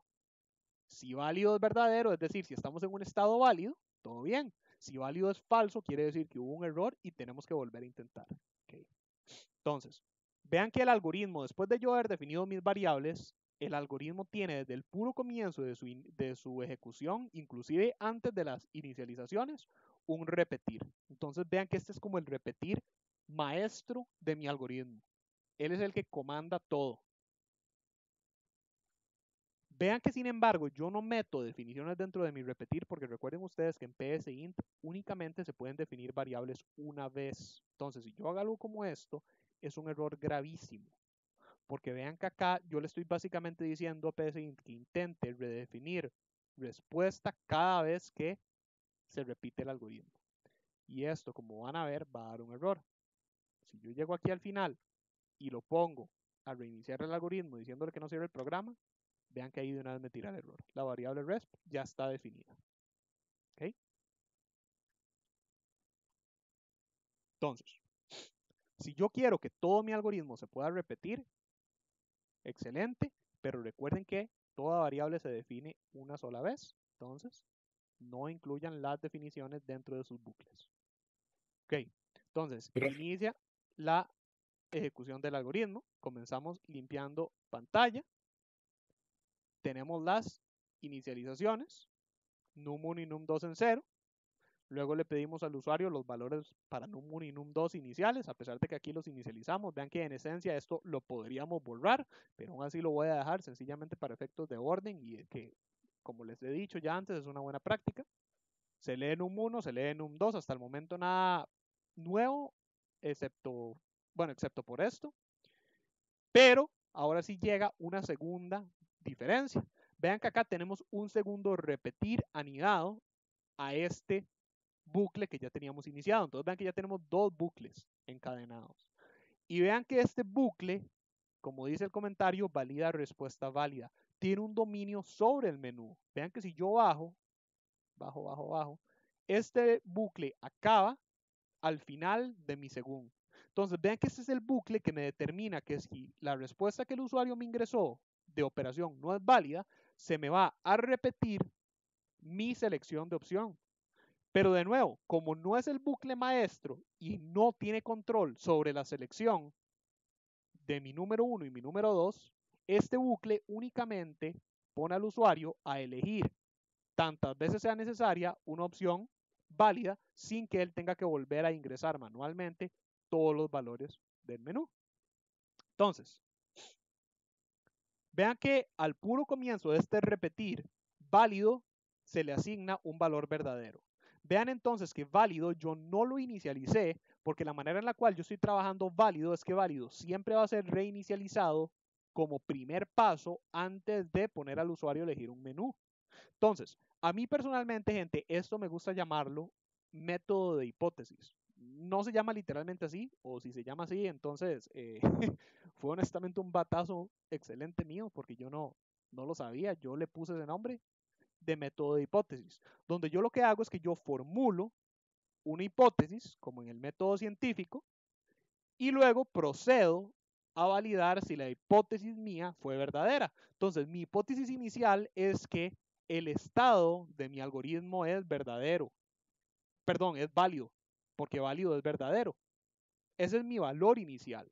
Si yo logro llegar al puro final de este repetir con válido y todavía siendo verdadero, quiere decir que mi hipótesis se cumplió y yo puedo continuar. Pero si mi hipótesis no se cumple, entonces quiere decir que hubo un error. Okay. Entonces, ahí está. Se le pone al usuario a elegir alguna de las 4 opciones. Se lee la respuesta sobre operación. Y tenemos entonces que esta opción 1, 2, 3 y 4 igual al algoritmo anterior, suma, resta, multiplicación o división. Y una vez que el usuario elige la opción correcta, se va a mostrar el valor y listo. Vean que si el usuario elige cualquiera de estas 4 opciones y se muestra el resultado válido, todo bien, llegamos al puro final de mi según, donde se determina hasta que sea válido. Como válido, yo lo reinicialicé en verdadero. Válido aquí en teoría debería ser verdadero, porque esa era mi hipótesis. Entonces, si válido sigue siendo verdadero, podemos salir del bucle. Entonces vean que de nuevo yo estoy resumiendo el estado de mis 4 diferentes opciones válidas sobre mi operación válida válido. Pero alternativamente, vean que si el usuario ingresa cualquier valor que no sea ninguno de estos 4 en mi según, caemos en el de otro modo. Y vean que lo primero que me hace mi de otro modo es invertir válido, para decir que mi hipótesis es ahora falsa, donde yo le digo al usuario que la operación elegida no es válida, que oprima cualquier tecla para continuar,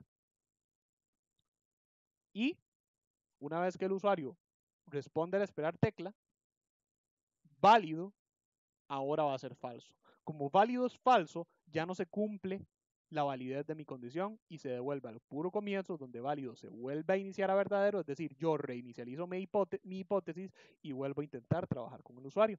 Entonces, vean que acá, por primera vez, puedo demostrarles la utilidad del uso de variables lógicas.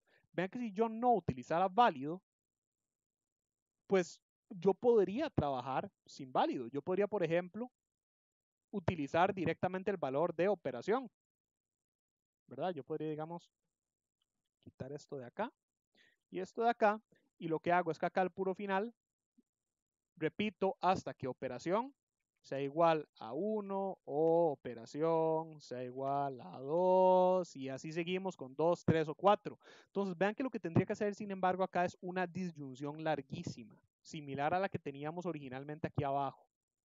Entonces vean que esto tiene dos problemas, ¿verdad?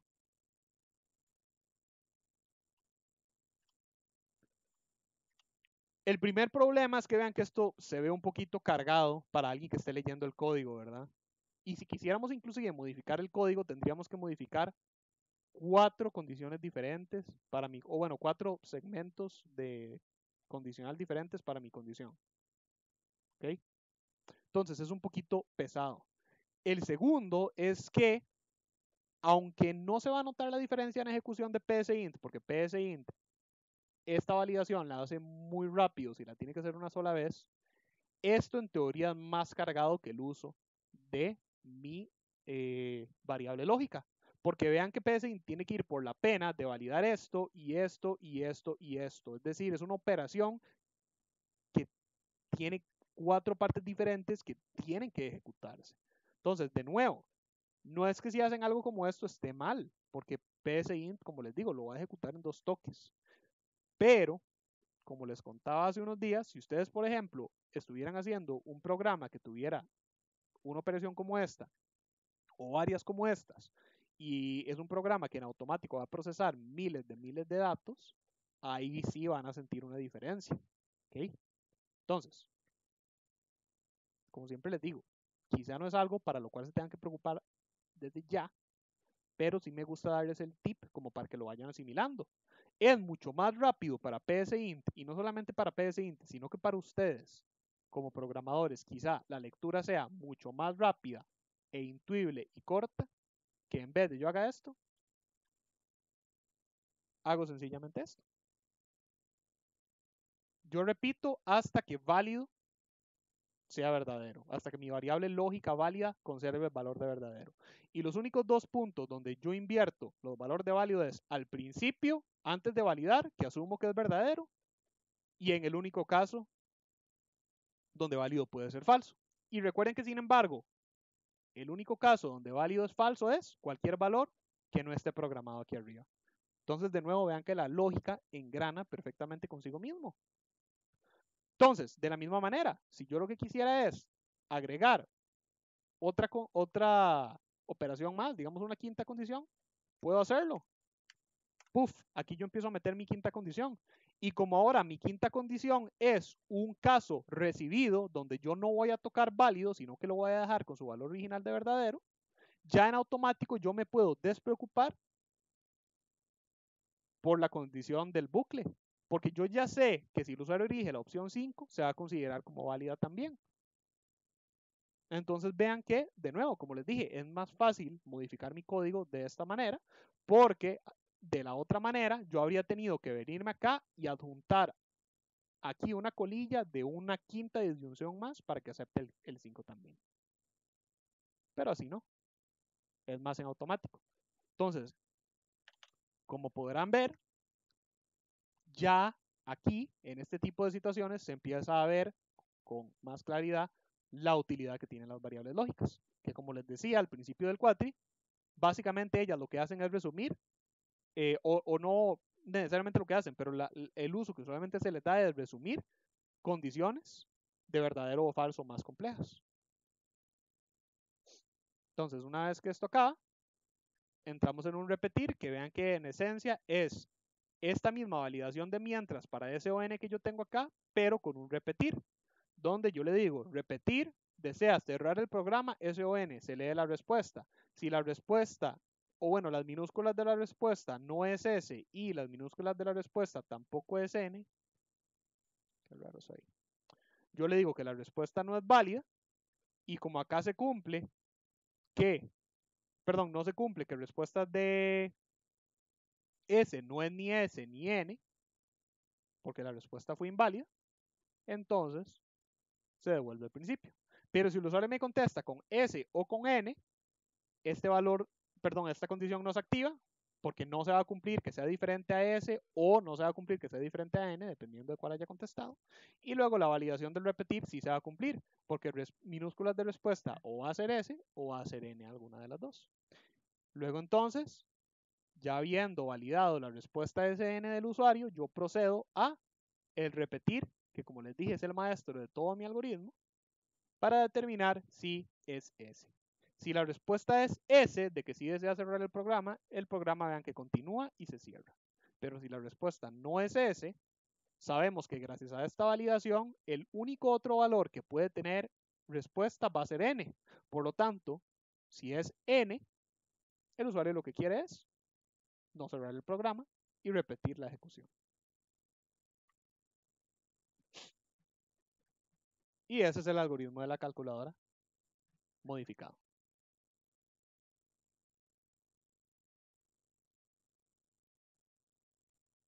¿Qué tal vamos, gente?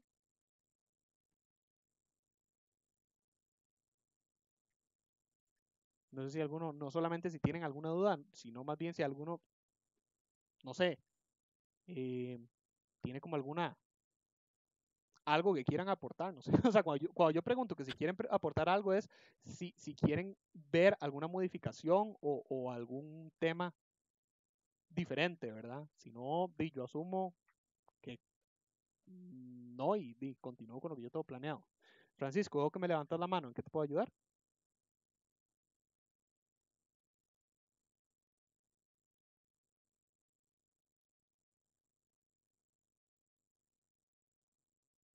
Francisco,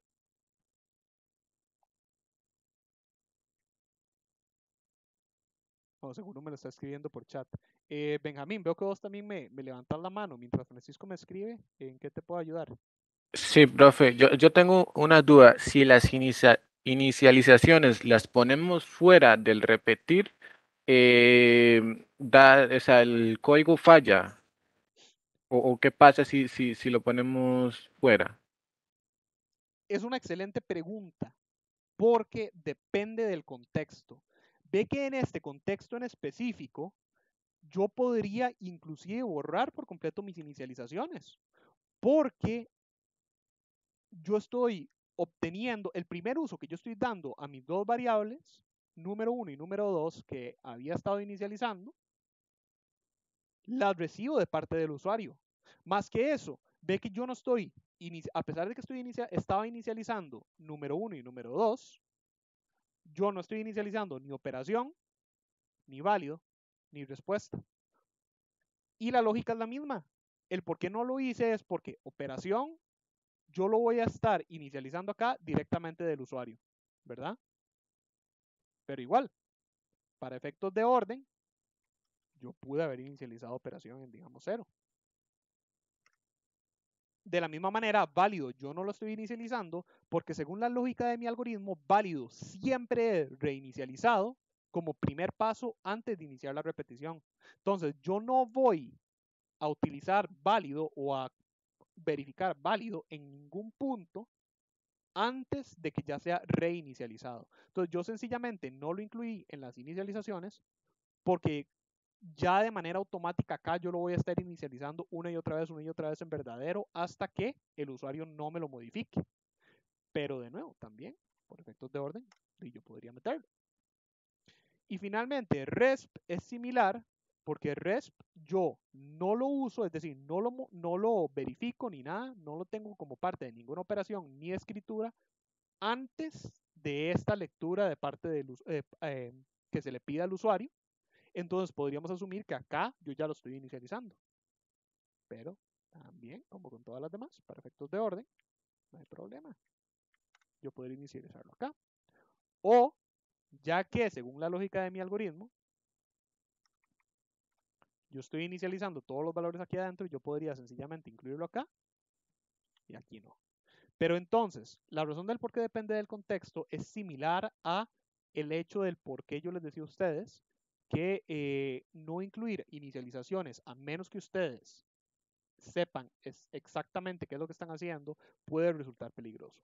Porque si yo las borro por completo o inclusive si las dejo afuera y yo cambio la lógica de esto, si yo por ejemplo, qué sé yo, es que según la lógica de mi algoritmo no me conviene hacer nada de eso. Pero, bueno, ya sé qué podemos hacer. Si yo, por ejemplo, dejara estas escrituras acá por fuera, perdón, estas lecturas acá por fuera de los valores, ve que acá vamos a tener el error de que cada vez que el usuario quiera volver a iniciar el programa, número 1 y número 2 por fuerza van a tener el último valor o el primer valor que el usuario les dio. Pero ya el usuario, como no está dentro del repetir, no puede asignar valores nuevos a número 1 o a número 2. Alternativamente, si yo lo que hago es no inicializar y yo modifico mi algoritmo, digamos por ejemplo que yo ya no quiero permitir que el usuario elija el segundo número, sino que digamos que el segundo número, no sé, digamos que vaya a depender de la operación a elegir. Pero supongamos que a mí en alguna operación se me olvida hacer eso, ¿verdad? Entonces digamos que yo hago manualmente, o acá lo hago como aquí así, ¿ok? Pero se me olvida hacer eso en 4. Ve que acá el problema entonces que vamos a tener es que número 2 no va a estar inicializado y eso te va a dar un error. ¿Okay? Este ejemplo es muy escueto porque honestamente me está costando adaptar el algoritmo a ese tipo de situaciones porque el algoritmo la verdad está construido de tal forma que se asegure, digamos, es un algoritmo muy simple, es la cosa, no estoy diciendo que es que mi algoritmo es perfecto, no, es que el algoritmo en realidad es muy simple, entonces cuesta mucho que se preste para ese tipo de errores. Pero esa es la cosa, en algoritmos mucho más largos, donde tenés que trabajar con muchas más variables y muchos más detalles, si se te olvida inicializar una variable y la tratás de utilizar en una operación o en una escritura o algo, antes de inicializarla, vas a tener ese error. Y si alternativamente, si la inicializas, pero ocupas que la variable pueda cambiar, bueno, de hecho, excelente. Eso es algo que podemos hacer con, no sé cómo no se me ocurrió. Ese ejemplo es perfecto, la verdad. Hagámoslo con válido. Si yo válido lo inicializo aquí, o ni siquiera acá, lo inicializo acá, con el resto de mis inicializaciones, vean que válido, cuando lleguemos a este repetir,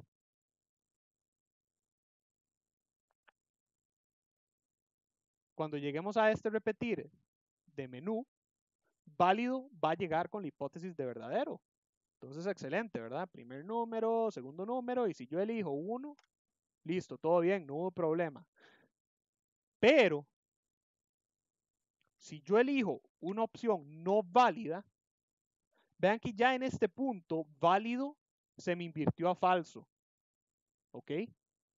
Pero ahora tenemos el problema de que como yo válido lo inicialicé aquí arriba, fuera de mi repetir interno, y ahora me estoy devolviendo acá arriba, el usuario ya no tiene cómo invertir ese válido a verdadero, porque si ahora él elige una de estas opciones sencillamente asumen que válido ya es verdadero, pero válido en la ejecución anterior del bucle se invirtió a falso. Entonces ahora tenemos ese pequeño problemita, donde ahora el usuario puede elegir cualquier operación, pero va a quedar aquí atrapado, ya no va a poder salir. ¿Ok?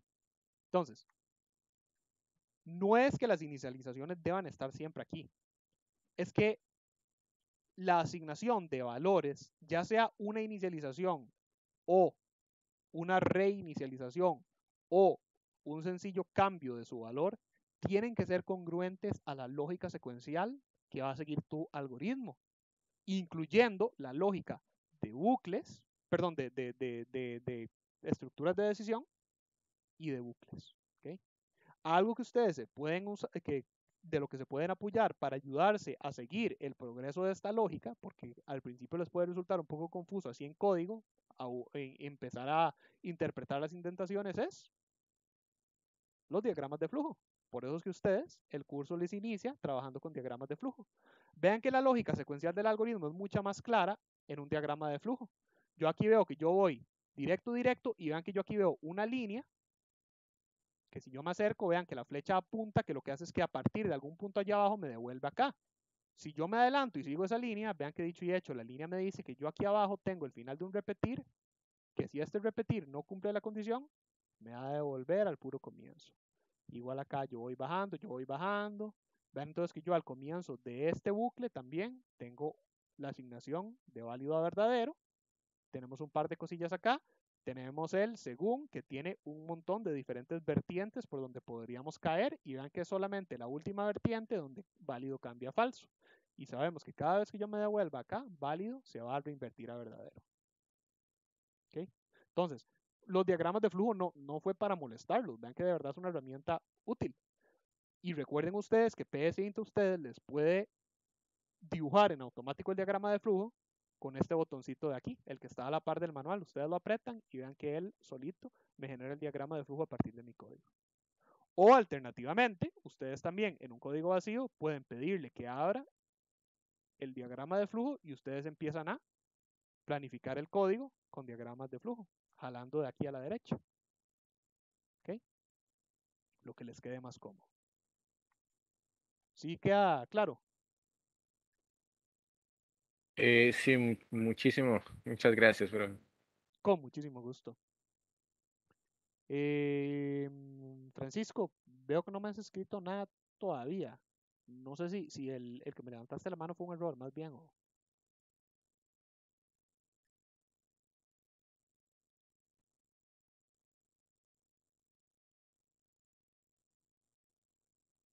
No, no me escuchas, ¿no? Ahora sí, ya. Bueno, te acabo de escuchar, pero se te cortó un momento. Ok, usted sí me escucha. Ya, ahora sí, ahora sí. Ok. La pregunta mía era conforme a la definición de variables. Es que tengo una consulta sobre el orden. Em, ¿Qué sería mejor? Quizás si tengo varias variables que son de un tipo real, ¿las puedo poner en una sola línea o sería más estético, o sea, forma más estética, más bonita, o sea, hacerlo uno por uno? O digamos que tengo 3 como real, 3 como entero, una como lógico, 3 como cadena. ¿Las puedo poner así en seguidas o sería como mejor ponerlas una por una? Eso, Francisco, es una excelente pregunta. Y vieras que es de hecho una excelente pregunta porque no tiene una respuesta directa. Es estética, como vos mismo lo decís. Y al ser estética, es básicamente igual que la belleza. La belleza es algo subjetivo. Para mí algo muy bonito puede ser muy feo para vos. Y alternativamente algo muy bonito para vos puede ser muy feo para mí. O puede ser que los dos tengamos gustos muy parecidos y nos guste. Entonces, con el hecho de cuántas meter por línea, depende completamente de vos. Hay gente que le gusta meter tantas variables de un tipo como quiera. Hay gente que siente que esto se ve muy cargado y prefiere separarlas. Su servidor acá presente, originalmente los primeros algoritmos que hacía él eran horribles, eran súper desordenados. Y yo terminaba haciendo algo como esto, sencillamente según yo, para dejarlo todo en orden. Hoy personalmente opino que si se salen de la pantalla, siento que ya se ve muy incómodo. Entonces, si piden mi opinión personal, y de nuevo esta es mi opinión personal, Yo usualmente trato de agruparlas siempre y cuando la línea no sea muy larga. Digamos, si yo ya voy por acá y yo veo que se va haciendo muy larga, quizá lo consideraría. Personalmente mi pantalla da para más, entonces quizá yo lo dejaría como por ahí. A partir de ahí quizá yo ya estaría considerando empezar una línea nueva. Con respecto al cómo agruparlas, yo personalmente prefiero agruparlas según su lógica. Digamos, si yo voy a trabajar con demasiadas variables, yo intentaría, por ejemplo, acá, todas las que sean para operaciones y quizá aquí abajo todas las que sean de respuestas de cadena a preguntas de cierto tipo para el usuario. Pero como les digo, vean que es algo completamente arbitrario y subjetivo. Es mi preferencia personal.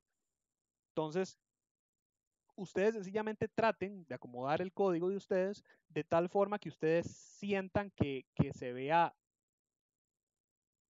no solo bonito, sino digamos entendible. ¿Okay? Que ustedes se imaginen que este código se lo van a dar a un compañero de ustedes, porque a fin de cuentas va a ser similar, si es un proyecto, se lo van a entregar a un tutor que lo va a tener que leer, y entonces nada más piensen en la consideración para el tutor de que si él le es fácil leer el código de ustedes, lo va a poder revisar más rápido, les va a poder dar la nota más rápido, y, y un pequeño tip, quien quita el quite y si le dan un código a ustedes al tutor que se lee muy fácil, al rato le terminan cayendo bien porque no le están dando trabajo extra y entonces los califica más suavecillo. Digo yo, ¿verdad? Por si acaso, no estoy diciendo que eso sea un hecho o que así vaya a ser, pero digo yo, Paolo Bassini, que vale la pena intentarlo, ¿no? Entonces, por ahí va el asunto. Ah, ok, ok. Muchas gracias, más bien. No, Yo es que, digamos, estaba intentando, como usted dice, respecto a la lógica del programa o así.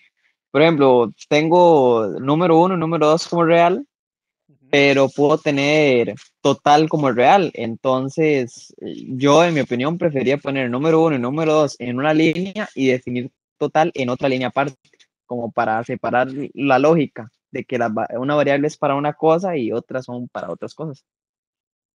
perfectamente válido. No es necesario, pero es perfectamente válido. Lo estás ordenando. Es más, una ventaja de vos hacer algo como eso, ¿verdad? Digamos, es que inclusive puedes comentar. Entonces, podrías incluso poner acá, por ejemplo, estas variables son de operación. Y digamos acá, estas son de resultado. ¿Okay? Si son solamente dos y una, ¿verdad? O sea, tres en total, quizá los comentarios no son tan necesarios porque solo con leerlas, o por lo menos con leer nada más este comentario, ya se asume que el resultado es resultado. Pero en algoritmos más grandes, con más variables, esa es una ventaja que tenés, puedes hacer algo como esto. Entonces, de nuevo, no es obligatorio, no es necesario, pero es perfectamente válido y si vos sentís que así el código te queda más ordenado, es motivo suficiente para hacerlo, la verdad.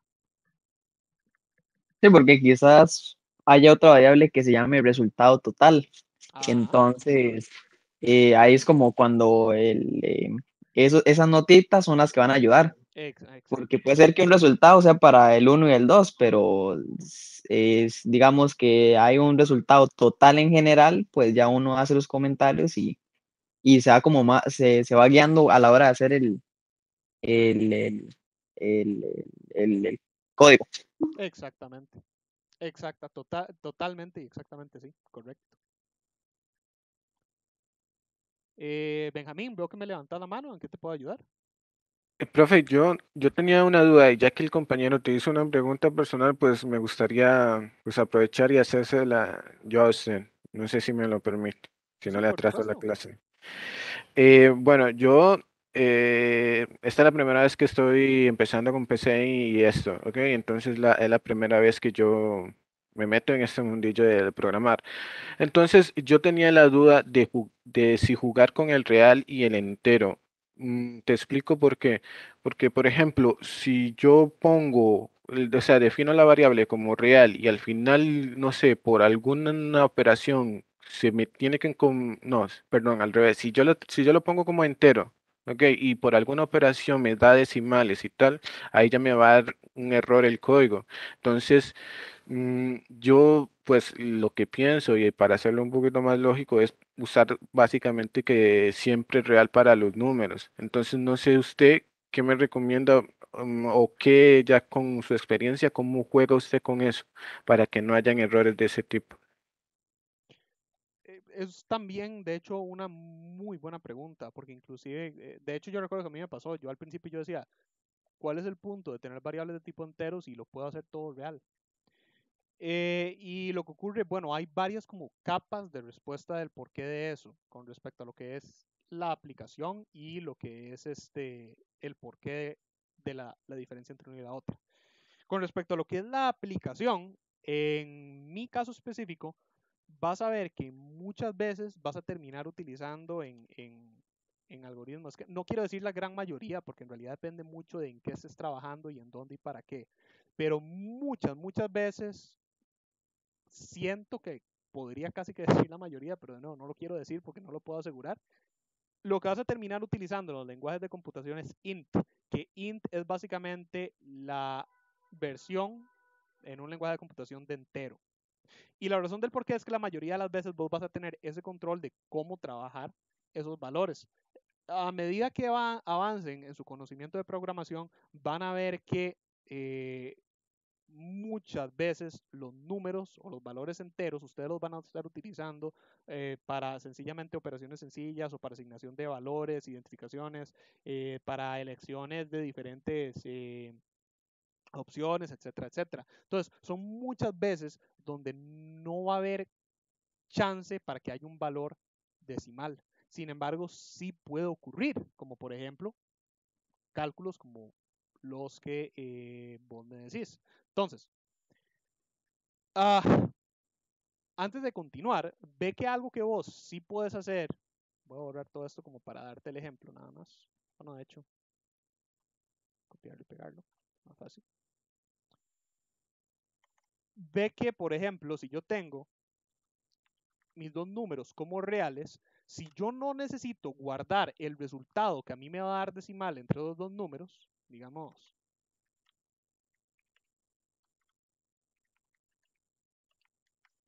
y yo hago algo como esto, número 1 dividido entre número 2, ve que esto me va a estar dando un valor decimal, porque estoy dividiendo 1 entre 2, me va a dar 0.5 o un medio.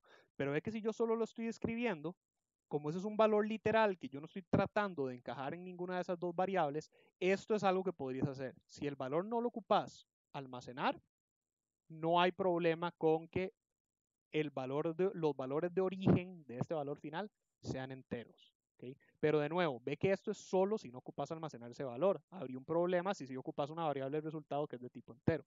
Entonces, el siguiente paso en lo que se refiere a la aplicación de eso es de ahí sencillamente acostumbrarte a ir tratando con esa estrategia.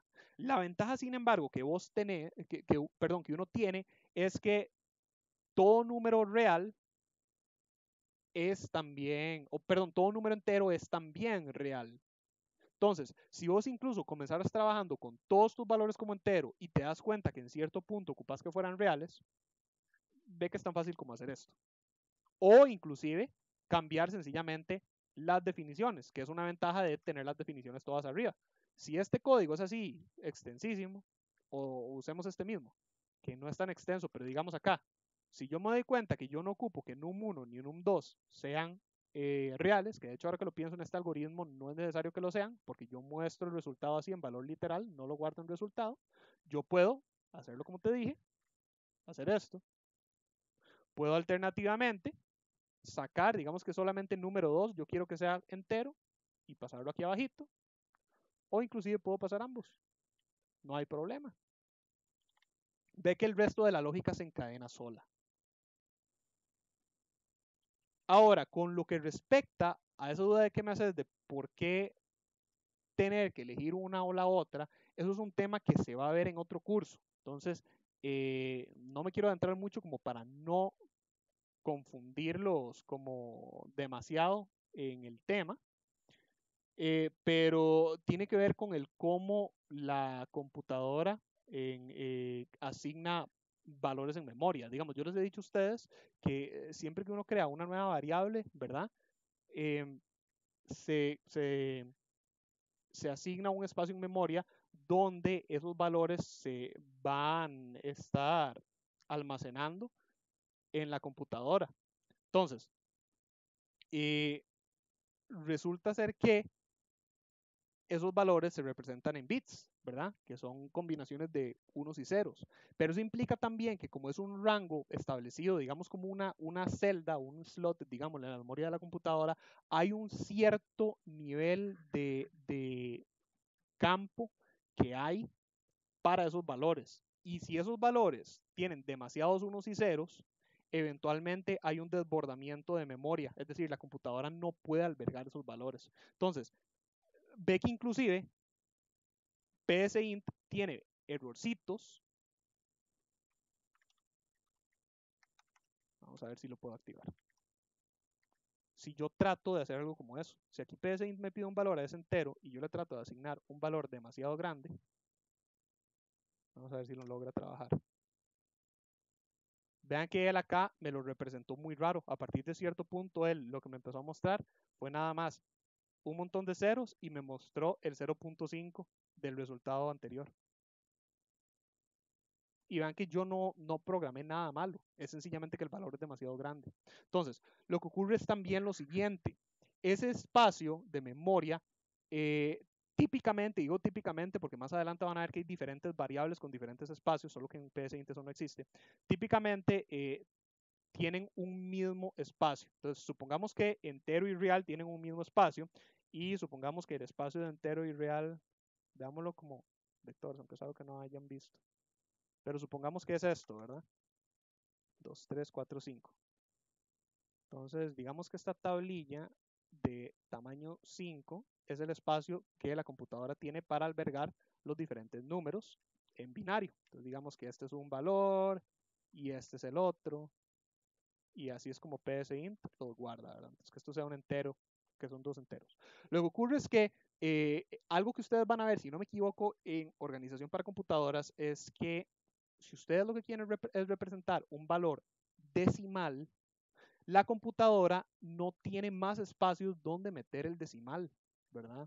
Entonces ella lo que tiene que hacer es agregar una fórmula, agrega una fórmula según los tipos de valores, ¿verdad?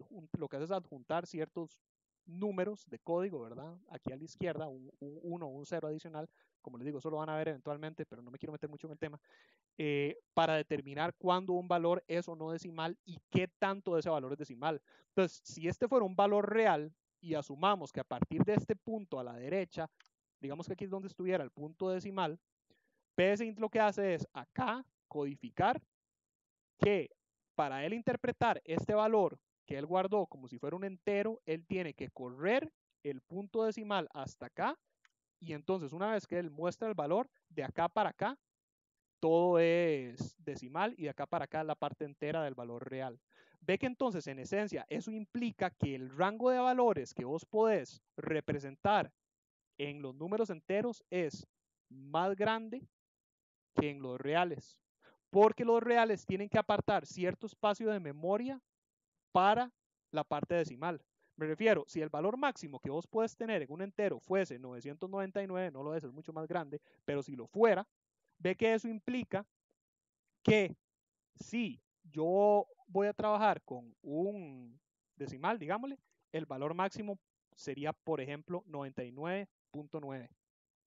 Y alternativamente, el valor mínimo en enteros sería menos 999, pero en reales sería menos 99.9. Entonces, de ahí el por qué tiene que haber una diferenciación en código entre la una o la otra. Tiene que ver con cómo la computadora hace esas asignaciones de memoria. Entonces, cuando vos le decís a PSInt que trabaje únicamente con enteros, ella sabe que puede asignar todo el espacio de su memoria a únicamente valores enteros. Pero si lo trabajas con reales, ella sabe que parte de esos valores, a partir de cierto punto, van a ser decimales. Entonces tenés, en lo que se refiere a tamaño de valor en bruto, menos valores con los cuales trabajar. De nuevo, los valores igual son demasiado grandes en los algoritmos que ustedes van a hacer en este curso en PSInt. no van a tener ninguna complicación por utilizar reales, entonces no crean que es que por usar reales ahora no van a, quizá no les vaya a funcionar algún proyecto que tengan que entregar, no, son valores enormes. De hecho, yo acá se los busqué. Si ustedes buscan acá, float es uno de los valores decimales en, ¿cómo se llama esto? En los lenguajes de computación. Y vean que aquí dice que dependiendo del tipo, no es double es otro, pero digamos acá esto es float, que sería como real en PS int, y vean que son enormes. De hecho, vean que tienen que poner es que se me olvidó cómo se llamaba ese tipo de terminología, pero es básicamente lo que es incrementar el número un montón. Es que no me acuerdo, se me fue el nombre. Okay. Sí me doy a entender, si está satisfecho con la respuesta. Sí, muy satisfecho, profe. Le agarré la idea. Y es a considerar, la verdad, tiene mucha razón. Entonces, muchísimas gracias. Con muchísimo gusto. No sé si alguien más tiene alguna otra dudilla o algo, no sé, cualquier cosa que me quieran consultar.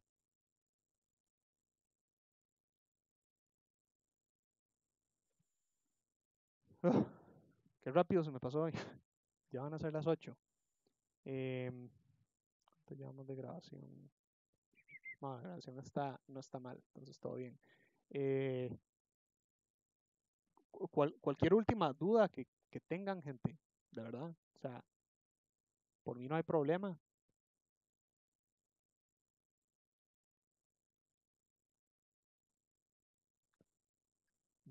Lástima, quería que viéramos este algoritmo hoy. Este es uno de mis favoritos. Es que mañana vemos el para, pero podemos apartar un ratito, si quisieran verlo, podemos apartar un ratito para verlo. Nada más como para contarles. De hecho, este tiene dos versiones. Esta, que es una versión modificada, que es mucho más robusta y recibe un montón de tipos de errores diferentes, y esta que no. Entonces, esta introduce una nueva función que no les había enseñado, que es azar, que lo que hace es generar números aleatorios. Y, Webex, quíteme esa cosa de ahí, por favor, gracias. Y es como un juego. Entonces vean que lo primero que hace es decirle al usuario que si desea habilitar la trampa. Entonces, si uno le dice que no, sencillamente él lo pone a adivinar un número. Entonces, si yo no logro adivinar el número que es, ahí yo sigo y eventualmente adivino un número. Si yo decido habilitar la trampa, él me sopla que el número era 4. Ahí está, 4.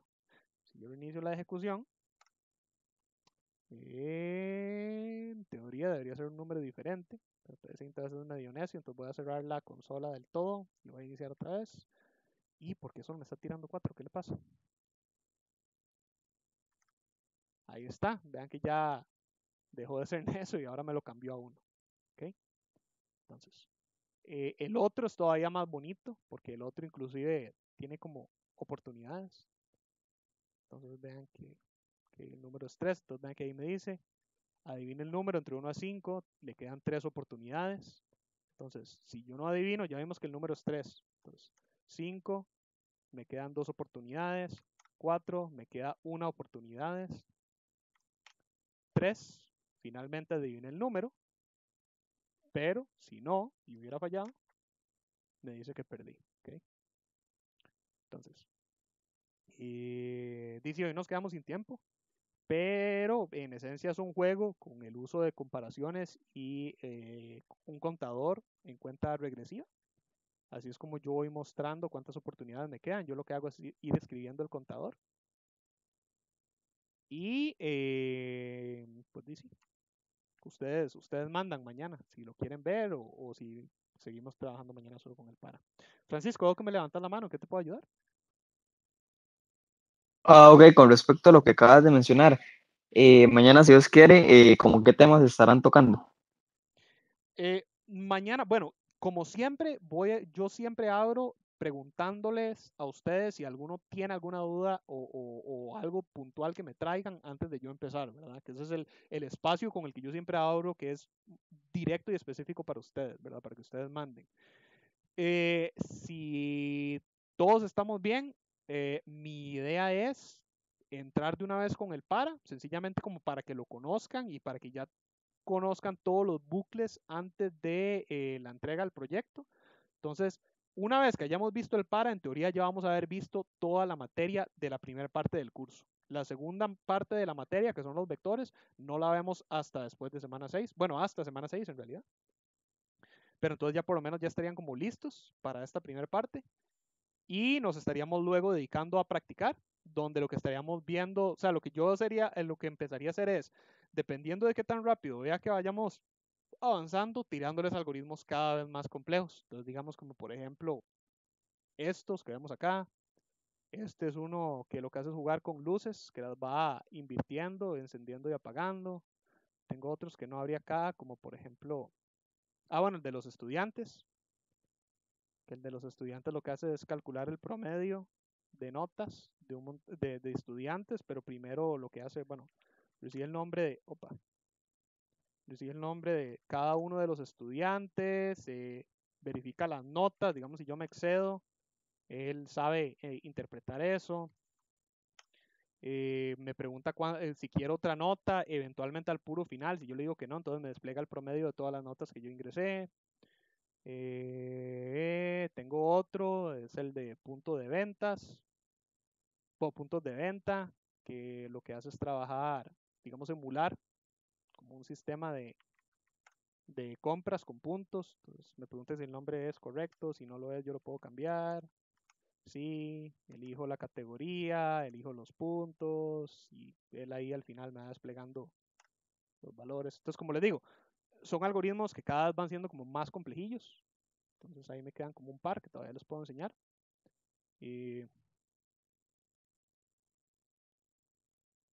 Esos son aplicados, hay otros más abstractos. Por ejemplo, hay uno de Fibonacci que es muy cortito, pero un poquito complejillo de explicar, porque Fibonacci en realidad es recursivo y lo que hace es mostrarme la secuencia de Fibonacci, pero usando bucles. Hay uno que es un cronómetro, que eso lo podríamos estar viendo mañana, o uno de cuenta regresiva utilizando el para. Entonces, como les digo, hay varios ejemplos, entonces esa es como la idea.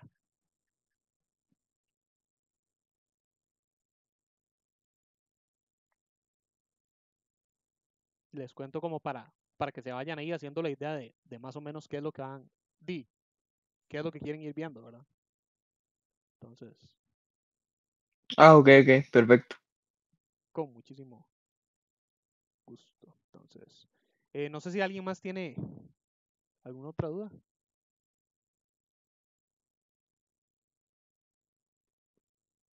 Comentario, lo que sea antes de cerrar. De mi parte no, profe, todo claro y todo bien. Ya mañana vamos a ver qué tal. Okay, excelente. Entonces, si todo bien, parece que podemos ir cerrando por hoy. Entonces, para la grabación, muchísimas gracias a ustedes por haber asistido y a los que ven la grabación también por ver la grabación.